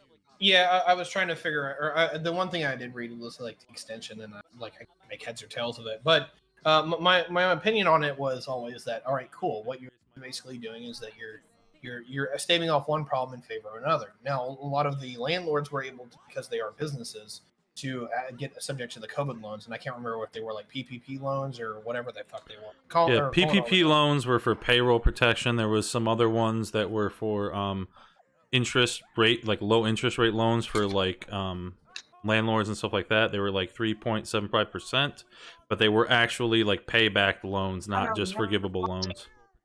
A lot of those loans had criteria where they could be waived, where they basically were given, and a lot of them did. And so most of the landlords definitely fell in that category. So basically for the landlords, in most cases that I'm aware of, no harm, no foul. A lot of it just comes down to the renters, and there's been some really interesting data out of that, because some of them, they didn't have jobs, they didn't have anything going on for themselves, and they were very able to stay afloat. But the ones that could get jobs, they've actually done the smart thing. They actually paid down their debts. They went about trying to fix their economic situations, and a lot of them, if they were going to get evicted this month, would definitely actually be in a situation where they could afford moving. So it doesn't mean everybody, and I expected that there was going to be a second stimulus. I'm surprised that we got an extension instead of a second stimulus. But hey, here we are. So, Alexa, now that you're here, you want to have a take on this as well? I came in here so late. If I put an input, I'd probably like really off. So I'll let this one just ride out, and then I'll pick up on the next topic that comes up. All right. Well, we're just kind of just chilling. We're not really having like a real debate panel. We're just kind of I just want to like my whole deal is like I want to know what people's actual opinions are and stuff like that. So that's where I kind of like to take it. But I just jumped in like 5 minutes ago. You're fine. I was doing this thing. So I'll just pick up when I hear something that I may. All right. So I am definitely concerned about the path that we seem to be on in general, with the extension of this eviction moratorium, possible more lockdowns down the pike. I'm a little concerned about that. I think that cool. I think that we need to focus on getting as many people vaccinated as possible that are willing to get vaccinated. I think that it's Fucking everybody that South. should do it as much as they can. Obviously, like I've said previously, that I have some issues and I'm waiting, so I don't have the vaccine. But I think I have a reasonable reason not to. But again, I also don't think I'm very high risk in general because I'm relatively young. I don't really go out and do a lot of like craziness. Like I go to work, I come home with my family, go out maybe occasionally, but I'm not like putting myself at risk and like going to like bars and going to like concerts and stuff for the most part. Though I am kind of excited because I have seen a lot more advertising for like concerts and comedians coming back, but I'm still afraid to actually put any money into those because I don't want to lose my money on like tickets or Yeah, whatever. So this is pretty interesting to me. Is that they're pushing a lot of, like the big rock festivals because that's the only thing I pay. I don't give a shit about any other music but rock, and I noticed that they're pushing them like early because I think they probably are like, all right, let's push these early out fast. That way we can get the money and fucking go. yeah, Because like they're doing the ones in like England stuff, like the really big ones like Ozfest and things, and they're doing them like months early, months and months and months earlier. and I also think a lot of people, and the one thing I noticed is the prices are a lot higher. I was Yeah, looking at some because well, concerts. They're trying to because a make lot up of for the people, lost revenue, I think. yeah, they're making up for lost revenue and stuff like that. Like WWE's doing SummerSlam like almost a month and a half early. Like they're doing all these things like extremely early, and I think that's because they know that we could possibly be seeing another lockdown or possible shutdowns again, so they want to push it out quickly. Yeah. I So I also think want that's to. why a lot of musicians are pushing out music left and right. Like this past like month, I think I've like 8 bands I listened to have pushed out new albums. So I want now that I'm like got a way better connection. I want to Oh hit yeah. like four points back to back here real quick. So there's a No. distinctive difference between the GDP, GNI, gross, and then obviously net income. So GDP is like I said, just the shit that you produce. So like if me and Tiberius decide to go make 100 billion carrots, and we have 100 billion carrots and they're worth $1 a pop, we have 100 billion carrots. We have made no money, but we have produced $100 billion in domestic product. Then it goes into gross. So the gross is what we sell it for. So if we sell it for 50 cents a piece, we've made $50 billion. The GNI goes up $50 billion. However, if the net income is only 10% of the 50 billion, we've only made $500 million. Here's the problem. If the net income is net income, we've only made $500 million. Here's the problem. If we have $2 billion in bills that are back due, we're still net negative 1.5 billion in the hole. And the problem is just because GDP and GNI go up, it just means that you're making more stuff and you're selling more stuff. It does not mean that you've caught up on your debts and liabilities. It doesn't mean that your total liabilities don't exceed the net income you've made. So the problem with the 3-month moratorium, for instance, when you're talking about the rent moratorium, if you're 2 years behind your rent and you make a 10% margin on your paycheck, we'll say for simplicity terms, and rent is 30% of your paycheck, you still need to work for another 2 more years just to break even on what you owe. And so the issue with the eviction moratorium is renters aren't paying their rent and landlords aren't getting paid. The issue is the overwhelming majority of landlords that are out there in terms of sheer number of landlords. Most of those are small business owner equivalents of owning properties instead of businesses. And the problem is they don't have the capital to make the run rate required. So their properties are being gobbled up by hedge funds right now. And the problem is they're being bought for cash for 2 to 3 times what they're worth. So they don't have a snowball's chance in hell of surviving this apocalypse, which is just nothing short of what it should be called. It's an apocalypse for landlords. The problem is when your landlord is a hedge fund versus your landlord is a small business owner, they have no mercy for you. And the second that the moratorium's over, people are going to get annihilated, and it will inevitably end. And then the money that is owed for the rents is still required to be paid. The problem is people will not be able to pay it, and they're all going to have to file for bankruptcy. The problem is you've already paid for the service, for the landlord offering you the service, and they are owed the monies through the receivables that are due from the property that they bought, which means you owe the hedge funds and not the small business owners. The small business owners would not statistically have the means to pursue all the liabilities, and they'll take whatever they can get. Hedge funds have nearly infinite resources. And so they can and will enforce the contract, which means they will garnish you and they will take your money from you for decades to come if necessary to get their money. And the courts will enforce that rent contract. The problem is that they cannot enforce a moratorium indefinitely. And when that happens, when it inevitably expires, there will be a bloodbath like never before seen financially. It will be the apocalypse of apocalypses. And the longer we draw this out, the worse it's going to get. It will not get better, and it will not magically go away. Fallenor, are you Someone from Seattle? will pay that rent. Are you from Seattle, Fallenor? No, I'm from Tennessee. I grew up in Tennessee, and now I'm in Georgia. Oh, you're in Tennessee? What? I'm in Tennessee. I Tiberius. grew up in Tennessee. Wait, I wait, built wait. my floor. Guess who called me to try to recruit me today? I have no idea. The RGF. Apparently they didn't see the +1 when they dialed my number. Do you know what the RGF is? I don't want to know. Russian ground forces. Wonderful. Okay, so does anybody have anything real to say? Radif, shut up. Does anybody else want to go next? Anybody else? But yeah, so my biggest issue, like I said, with the I rent. thought you were eviction done. moratorium- I thought you were done, No. Phil. I was gonna try No. to give somebody else a chance to talk. No, As long as, like, I have 2 more hours, okay? I can go on. Fuck you.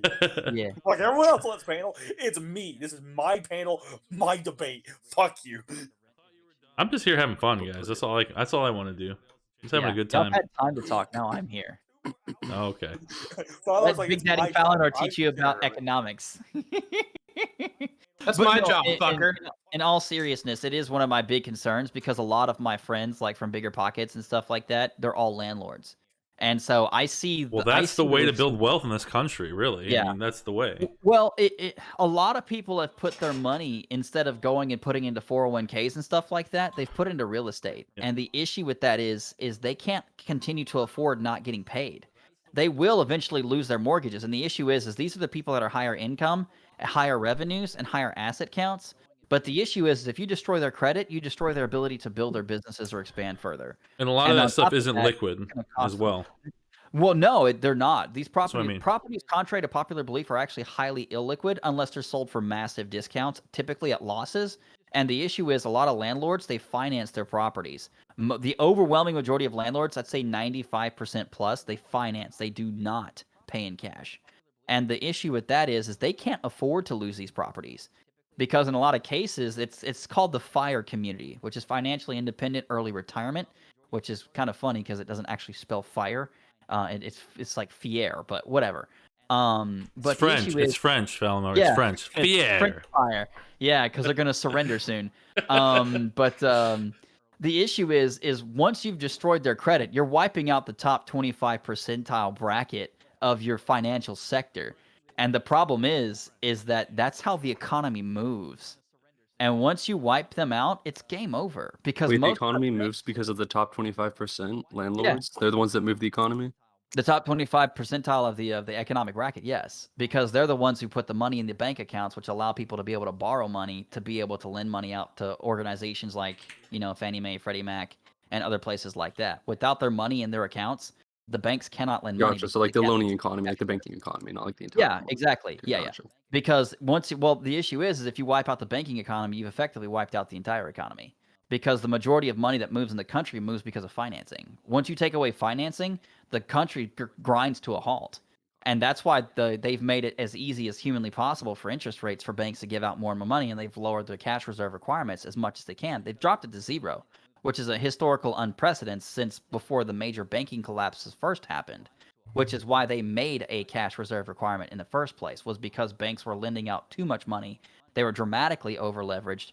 And then once the loan started to default, they couldn't meet their obligations, and thousands of banks collapsed almost simultaneously. And that's why they put the cash reserve requirement in the first place, and they built the Federal Reserve, was to stop that from happening. And the concern that I have coming from the finance sector is that's not there anymore. You've taken away one of the strongest guardrails for anti-stupid. And banks are full of fucking stupid. Like, the more they are greedy as fuck, and I will openly admit that. They are greedy as fuck. And the more money you let them do stupid with, they will do stupid. Like, the subprime mortgage collapse will be a fucking twinkle in the eyes of paradise when it comes to the default that's going to come in the very near future. Because subprime has gotten to the point where it's just dangerous. And even more importantly, when you look at the repo markets, they're at rates that we have never seen before. They are dangerously high. We're talking hundreds of billions of dollars in the repo markets overnight. And that is a huge gap concern. And the problem is the inevitability is that can only be carried for so long before shit just starts to fall apart. And the issue is that typically happens around tax season, which is quarterly. So if it stays where it's at right now for much longer, maybe 1 to 3 more quarters, it's going to get to a completely unsustainable rate. The repo market will collapse, and right after that collapses, the entire banking industry will. Like, it's going to be ugly. And pretty much the only survivors will be like Wells Fargo, which we all fucking know how evil they are. Like, I don't think anybody here will be like, Wells Fargo, they're great people. I No. love Wells Fargo. You love the loans. They're they'll give you. amazing. Yes, loans are great. Give me that money at almost zero interest rates. I love it. Yeah. Yeah, and that's the part is like that shit's gonna come to a boil. And my concern is that we've gotten so reckless with money, like it's caused massive issues across the board, and there's just you can't unfuck that. Yeah. Like there's no So- like, oh, the money just doesn't exist anymore button. Like I love the sound of your voice, Valinor, but you've kind of talked for quite a bit here, so I want to see if we can get anybody else's take on here. Anybody else want to hop in? Deeper topic, to be honest. So I want to talk about something that I want to change topics a little bit here. So we had a special election, and Nina Turner lost. She was the highly funded progressive candidate in the primary, and she lost to a more centrist like establishment Democrat. So do any of you guys think that signals kind of a warning sign for the Democrats and their push for the progressives? Oh no! I got a lot to say about this. Cool, 'Cause go you're ahead. You're in Ohio. Yes, I am. Ohio is going red. Like there's just no. Well, There's no definitive about this. Democrats are going to have a hell of a time going forward in Ohio, and it looks like that they're going to have a lot harder time getting into the blue state or the blue wall states. But yeah, Ohio and Iowa. Every number that I'm seeing coming out of those states is that they're getting redder, and that they're no longer going to be purple states. They're going to be red states. They're going to be As an close Ohioan, I can attest to that.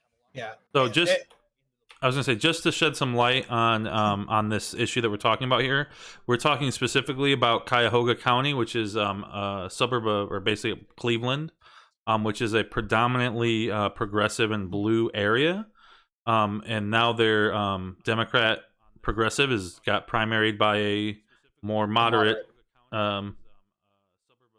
maybe even some would call for that area more of a almost center right, basically. But yeah, go ahead, Tiberius. Sorry to cut you off. Yeah, sure. Anyway, yeah, like Ohio is outside of I don't even know. Like Columbus is not even that fucking red, or it's not even that blue, right? Cincinnati sometimes is, but like the whole state isn't. It's been purple for a very long while. But literally for the last 10 years, Progressives, am I is that right? the state, every time that they think it's going to go blue, it slightly leans red. And the data with Trump definitely showed that this state's getting redder to some degree, even with all of the political realignment that we've seen. We've seen this particularly with Iowa, and we've seen this particularly with Ohio. We can definitely get into why that is.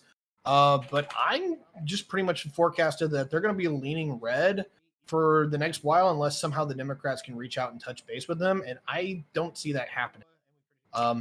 In the same way that the blue team is basically being able to reach out down in Arizona, down in California, and to some degree Texas, is that the red team is making massive gains when it comes to Iowa, when it comes to Ohio, when it comes to Pennsylvania, Michigan, and Wisconsin. So these states are all within play, and they're getting closer to being just net neutral. But that's my general overview. Yeah, I hope that I mean, I live in Ohio. I pretty much tell everybody I kind of live in the So sorry. the northwest Ohio, Michigan, Indiana area. Basically where I live, it's in the middle of cornfield, so we're all very, very red here for the most part. Like Tiberius said, if I go up to Fort Wayne, I'll come visit you. you should. I would love to have lunch with you, or at least hang out. I think it'd be You're probably about 5.5 hours away. Away from me, Yep, because I'm on the other side. Yep. My I work in Fort Wayne, but anyways. Fair enough. What was I gonna say? So the majority of the things, like Tiberius said, the cities are really the only places where you see that that purple really come into play pretty heavily. But they're even losing ground there. Now I don't know if this is a more nationwide situation. I mean, this was a special election, so this is a little bit of an interesting case, but it may be a signal for the left to kind of question what they're putting up in the next midterms.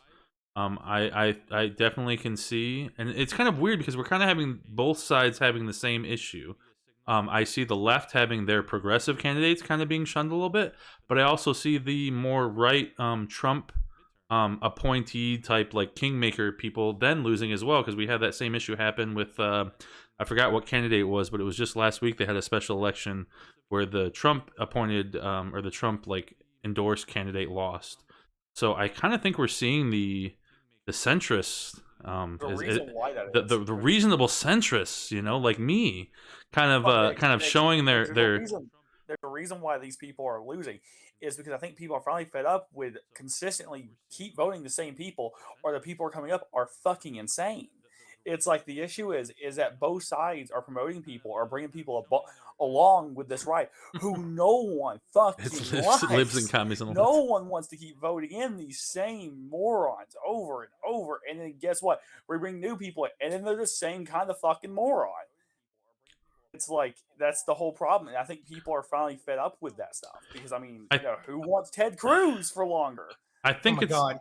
If this guy is correct, I will be hilarious because I've openly gotten to the point now I'm questioning the validity of giving everyone the right to vote. It's been stupid what we're seeing with our elections. I've always been a little bit skeptical. I know it's a right and I know it's protected, but I always like Carlin's quote. You think of how dumb the average person is, and half the people are dumber than them. So that's scary. If the majority of people would just look into who they're voting for, we would be so much better off. If people would just do basic research on who we're voting for and why you would vote for someone, we would be so much better off. Oh God, I've got so much to say about that topic. That's a whole other topic. But like that's just the truth. If people would just go about doing basic research on the people you vote for, we would just be better off in general. I disagree with this. I don't think the problem is necessarily like people not doing the research. I think that does have a little bit to do with it, but the vast majority of the problem is that we have no reason for anyone who is competent and capable to fucking run. We don't reward them actually all that much when it comes down to it, believe it or not. And then on top of that, we drag every little skeleton that they've ever had in their fucking lives out for everyone to see, and they are literally cursed and vietmized for being who they are.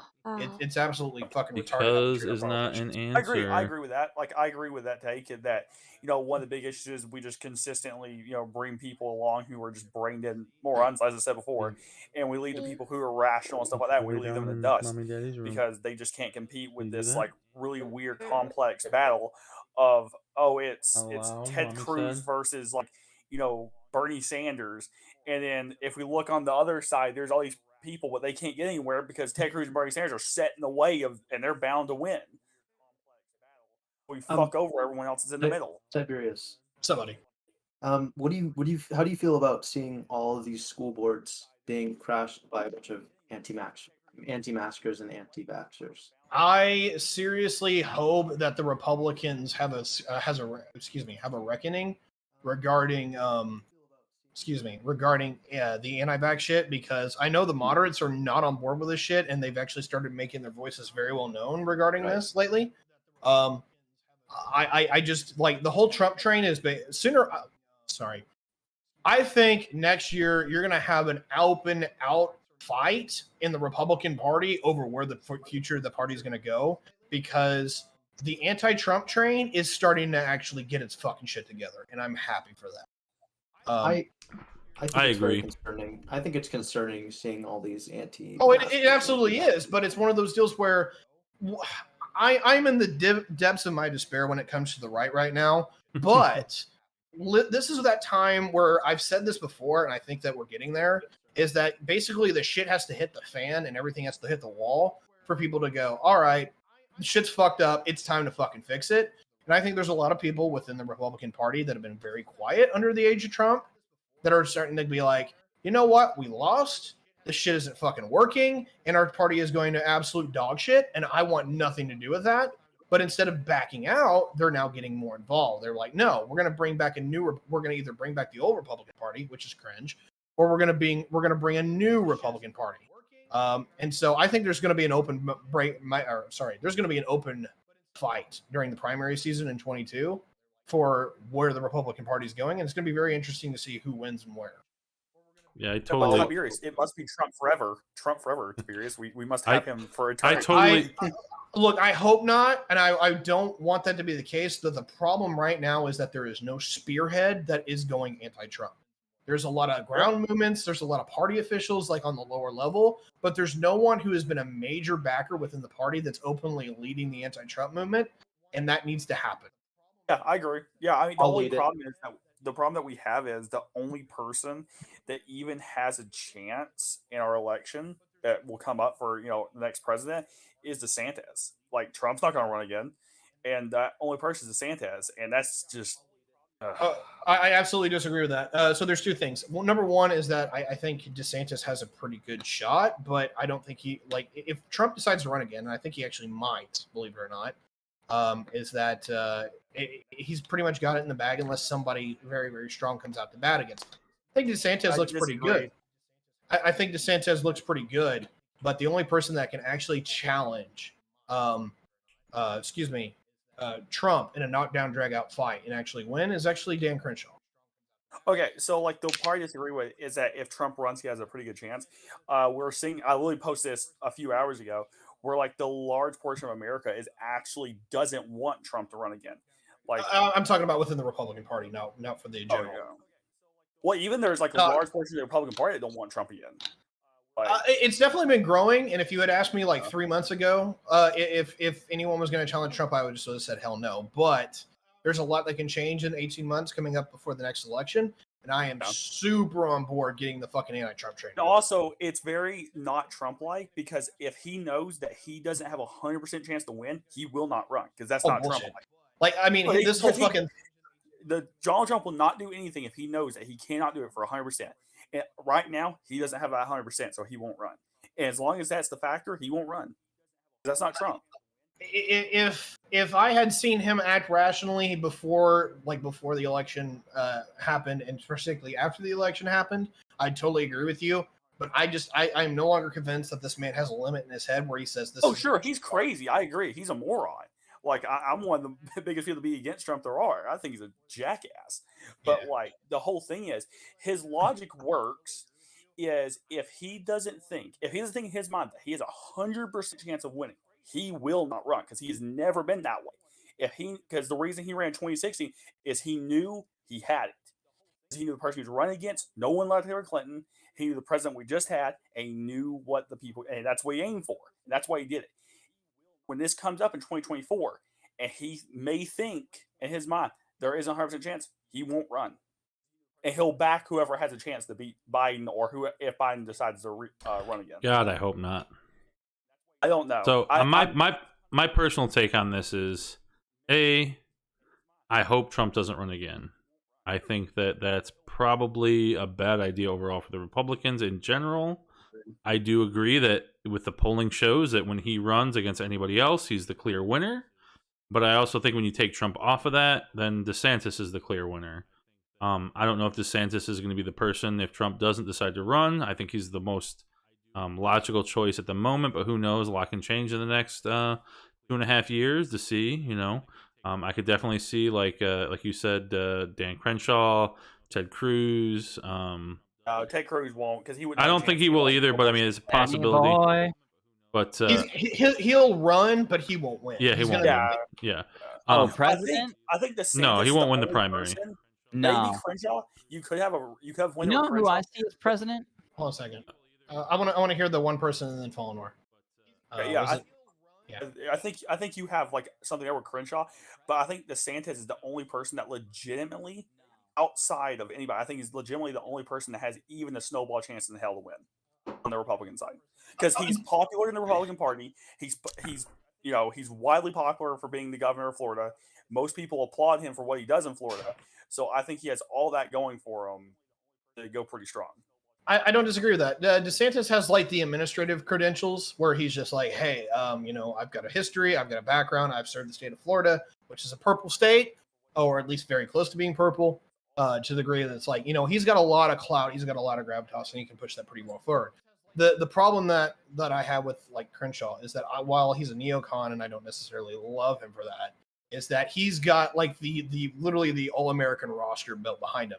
He knows how to talk. He's a pretty good looking dude. He's a fucking Navy goddamn SEAL, right? If this guy runs, he's literally running as the war hero candidate, and that's really hard to fucking. I agree. I mean, like I said, you could have a point there. I still like right now. Now, if we talk a year from now, I could completely say something else. But Right. of like right now, the only person I think that has like that really like they've got it, and I think they've got a really good chance is DeSantis. Yeah, we'll definitely see more coming up because the presidential run's out for another. I would say as of right now, if you ask me in like mid 2022 and 2020, I maybe like let's like Crenshaw or some person that we didn't even think of. Could be somebody out of fucking nowhere. I could totally see a dark horse coming in again. That's what I'm saying. Like we could see someone just come out of like left field. All right, follow. But you guys think the Republicans are going to win? In 24, like in 24, seriously, if the Republicans can offboard some of this fucking cringe ass shit with like Trump and the anti-vaxxers and whatnot, yes, they can absolutely fucking win. Dude, you don't realize how hard QAnon has made that job. I recognize that, and that's what the 22 fight is going to be about. Either in 22 or 24 is you're going to have anti-Trump forces actually push that shit out of the party or completely deplatform it. I don't know necessarily if that's going to happen, but as the long and the short for me is that MAGA, the core principles of MAGA, which is, treat Americans first, take care of your own, that kind of shit, is incredibly fucking popular, and it's united social conservatives in a way that it never has before. Yeah, I'm not calling Republican and Democrat yet. I'm just not going to call that one. Not even. I don't think it's going to be either. This is who I see winning. This is who I see winning presidency, right? Check this out. Now, none of y'all are going to see this coming. But just like we're starting to see in movements with elections where centrists are the ones being elected, I think it's going to be The Rock. I seriously think... No. Just hear me out, all right? Hear me out. He's well-liked by the left. He's extremely well-liked by the right. He's got viewpoints on both sides of the table. He's built incredibly successful careers. He's very good with business. He's pro-military. He's also pro-social programs because he grew up incredibly poor. He's well-liked. He's got millions of followers already. He's got tons of celebrity friends that he's already got well-established decade-plus histories with, so he'll have celebrity support across the board. He's well-known and well-liked by many different politicians. He's already got the money. He could easily get the financial backing of major institutions because he already has those connections. So he has all the ingredients to actually win. He's a likable guy, and he's got a ton of charity history. Great talker. He's just a great person. So I really do think, which he's already said, he's considered running for president. If he actually runs, I openly believe he will win. So, okay, there's only one critique. The one thing he said, it's very small. He didn't grow up super poor. That's just not this super case. He didn't grow up like really, really poor. His father was a big time wrestler, even though that's time when they weren't making a lot of money. He wasn't super poor. They were doing fairly decent for their time. I thought he grew up poor. No, he didn't. Like, I know they weren't like super well off because he's they talking were well about off by any means, but like he wasn't poor. Also, he was. Yeah, but I thought they grew up in expensive cities, so like having like I'm okay back, money everybody. was like, effectively poor. And like California. They were average. Like his father made, by the time he was old enough to like acknowledge things and know things, his father was already like a multiple time champion and like certified Hall of Famer. And like okay. So they weren't actually like poor, like no, they were like Eddie Murphy parents so poor. now, if you want to go like when he was like a baby, yes, they were poor. But by the time he was older, like 5 years old, So like he's so it's like they grew up poor, but not like the entire. Like when mom was pregnant, they were poor. When mom gave birth and he was walking around, they weren't poor. You know quite a bit about The Rock. I know. I used to be a wrestler, and I know everything about wrestling. I'm like an encyclopedia of wrestling. Oh yeah, that's right. You used to wrestle. We talked about that. And I was just starting to like you. Yeah, but yeah, like I really do see The Rock winning. Like, so Think I about it. agree- I Literally agree to think about some it. point. Like, who could beat him? Who could So beat one him? reason I think he may not run. So when you sign to like be the president of the United States, that means pretty much that you're going to like put away. That means he's going to put away his acting career. He's going to put away his social career. He's going to put away yada yada for a long period of time. And I just at the time he's the highest paid actor there is in Hollywood today. So like No, he's it's not. he is today right now he's the highest paid actor in I Hollywood. didn't know that. I didn't know he was the highest right now. I thought that was like Brad Pitt or something stupid. No, he's the highest right now. And I think it's unlikely at this moment, maybe not 2024, but maybe like 2028.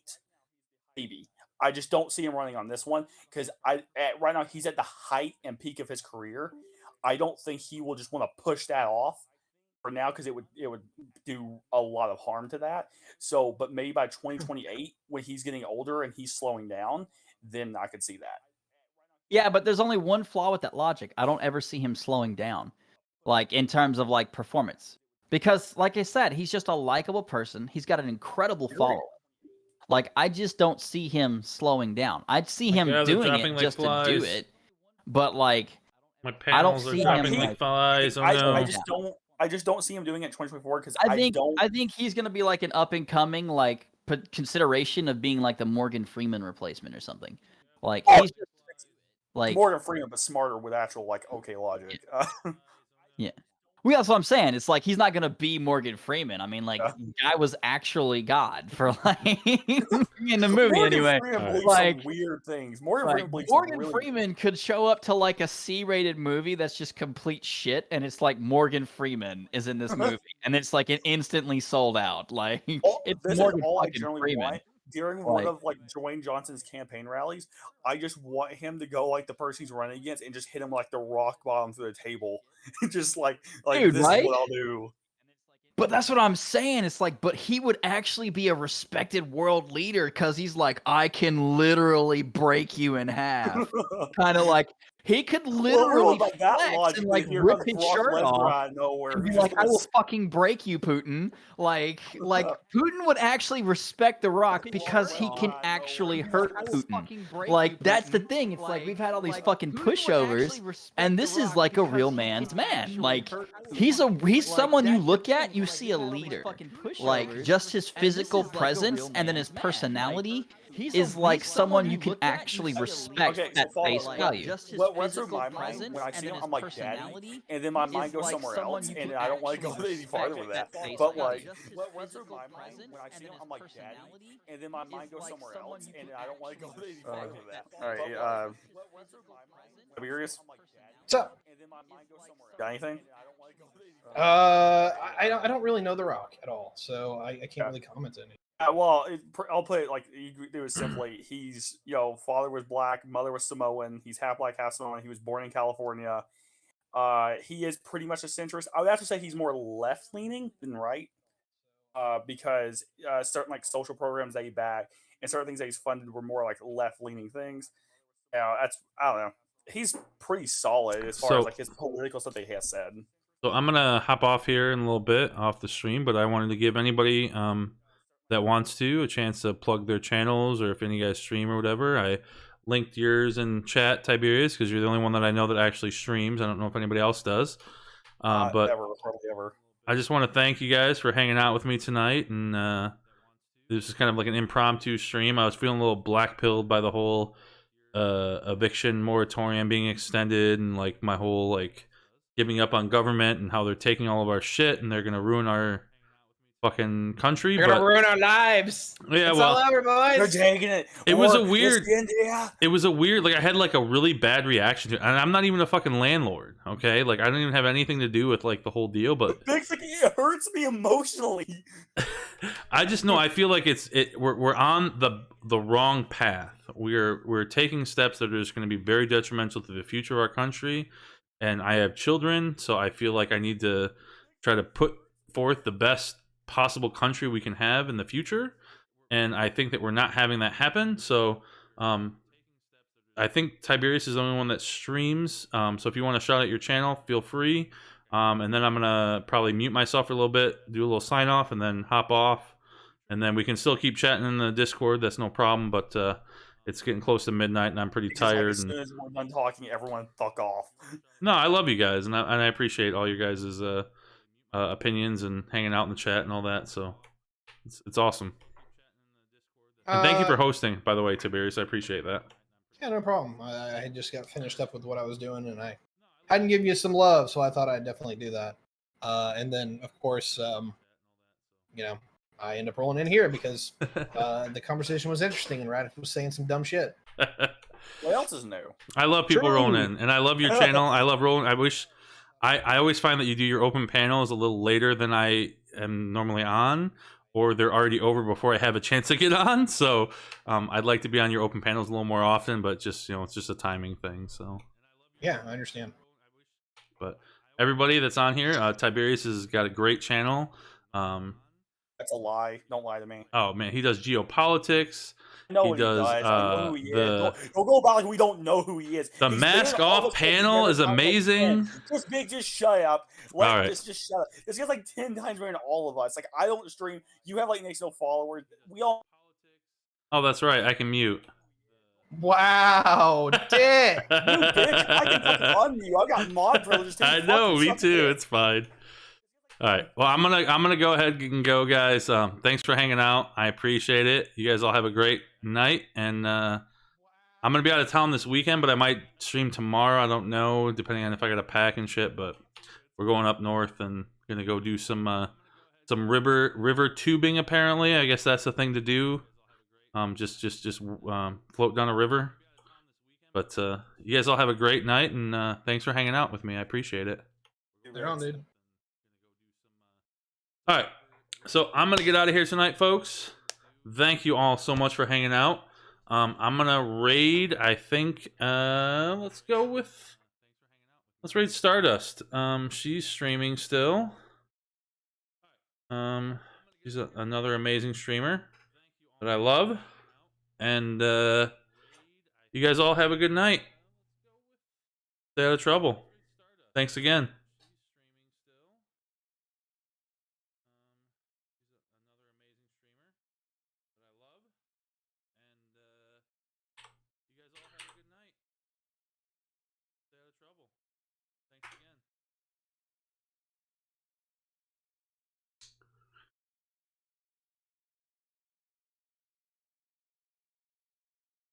Play.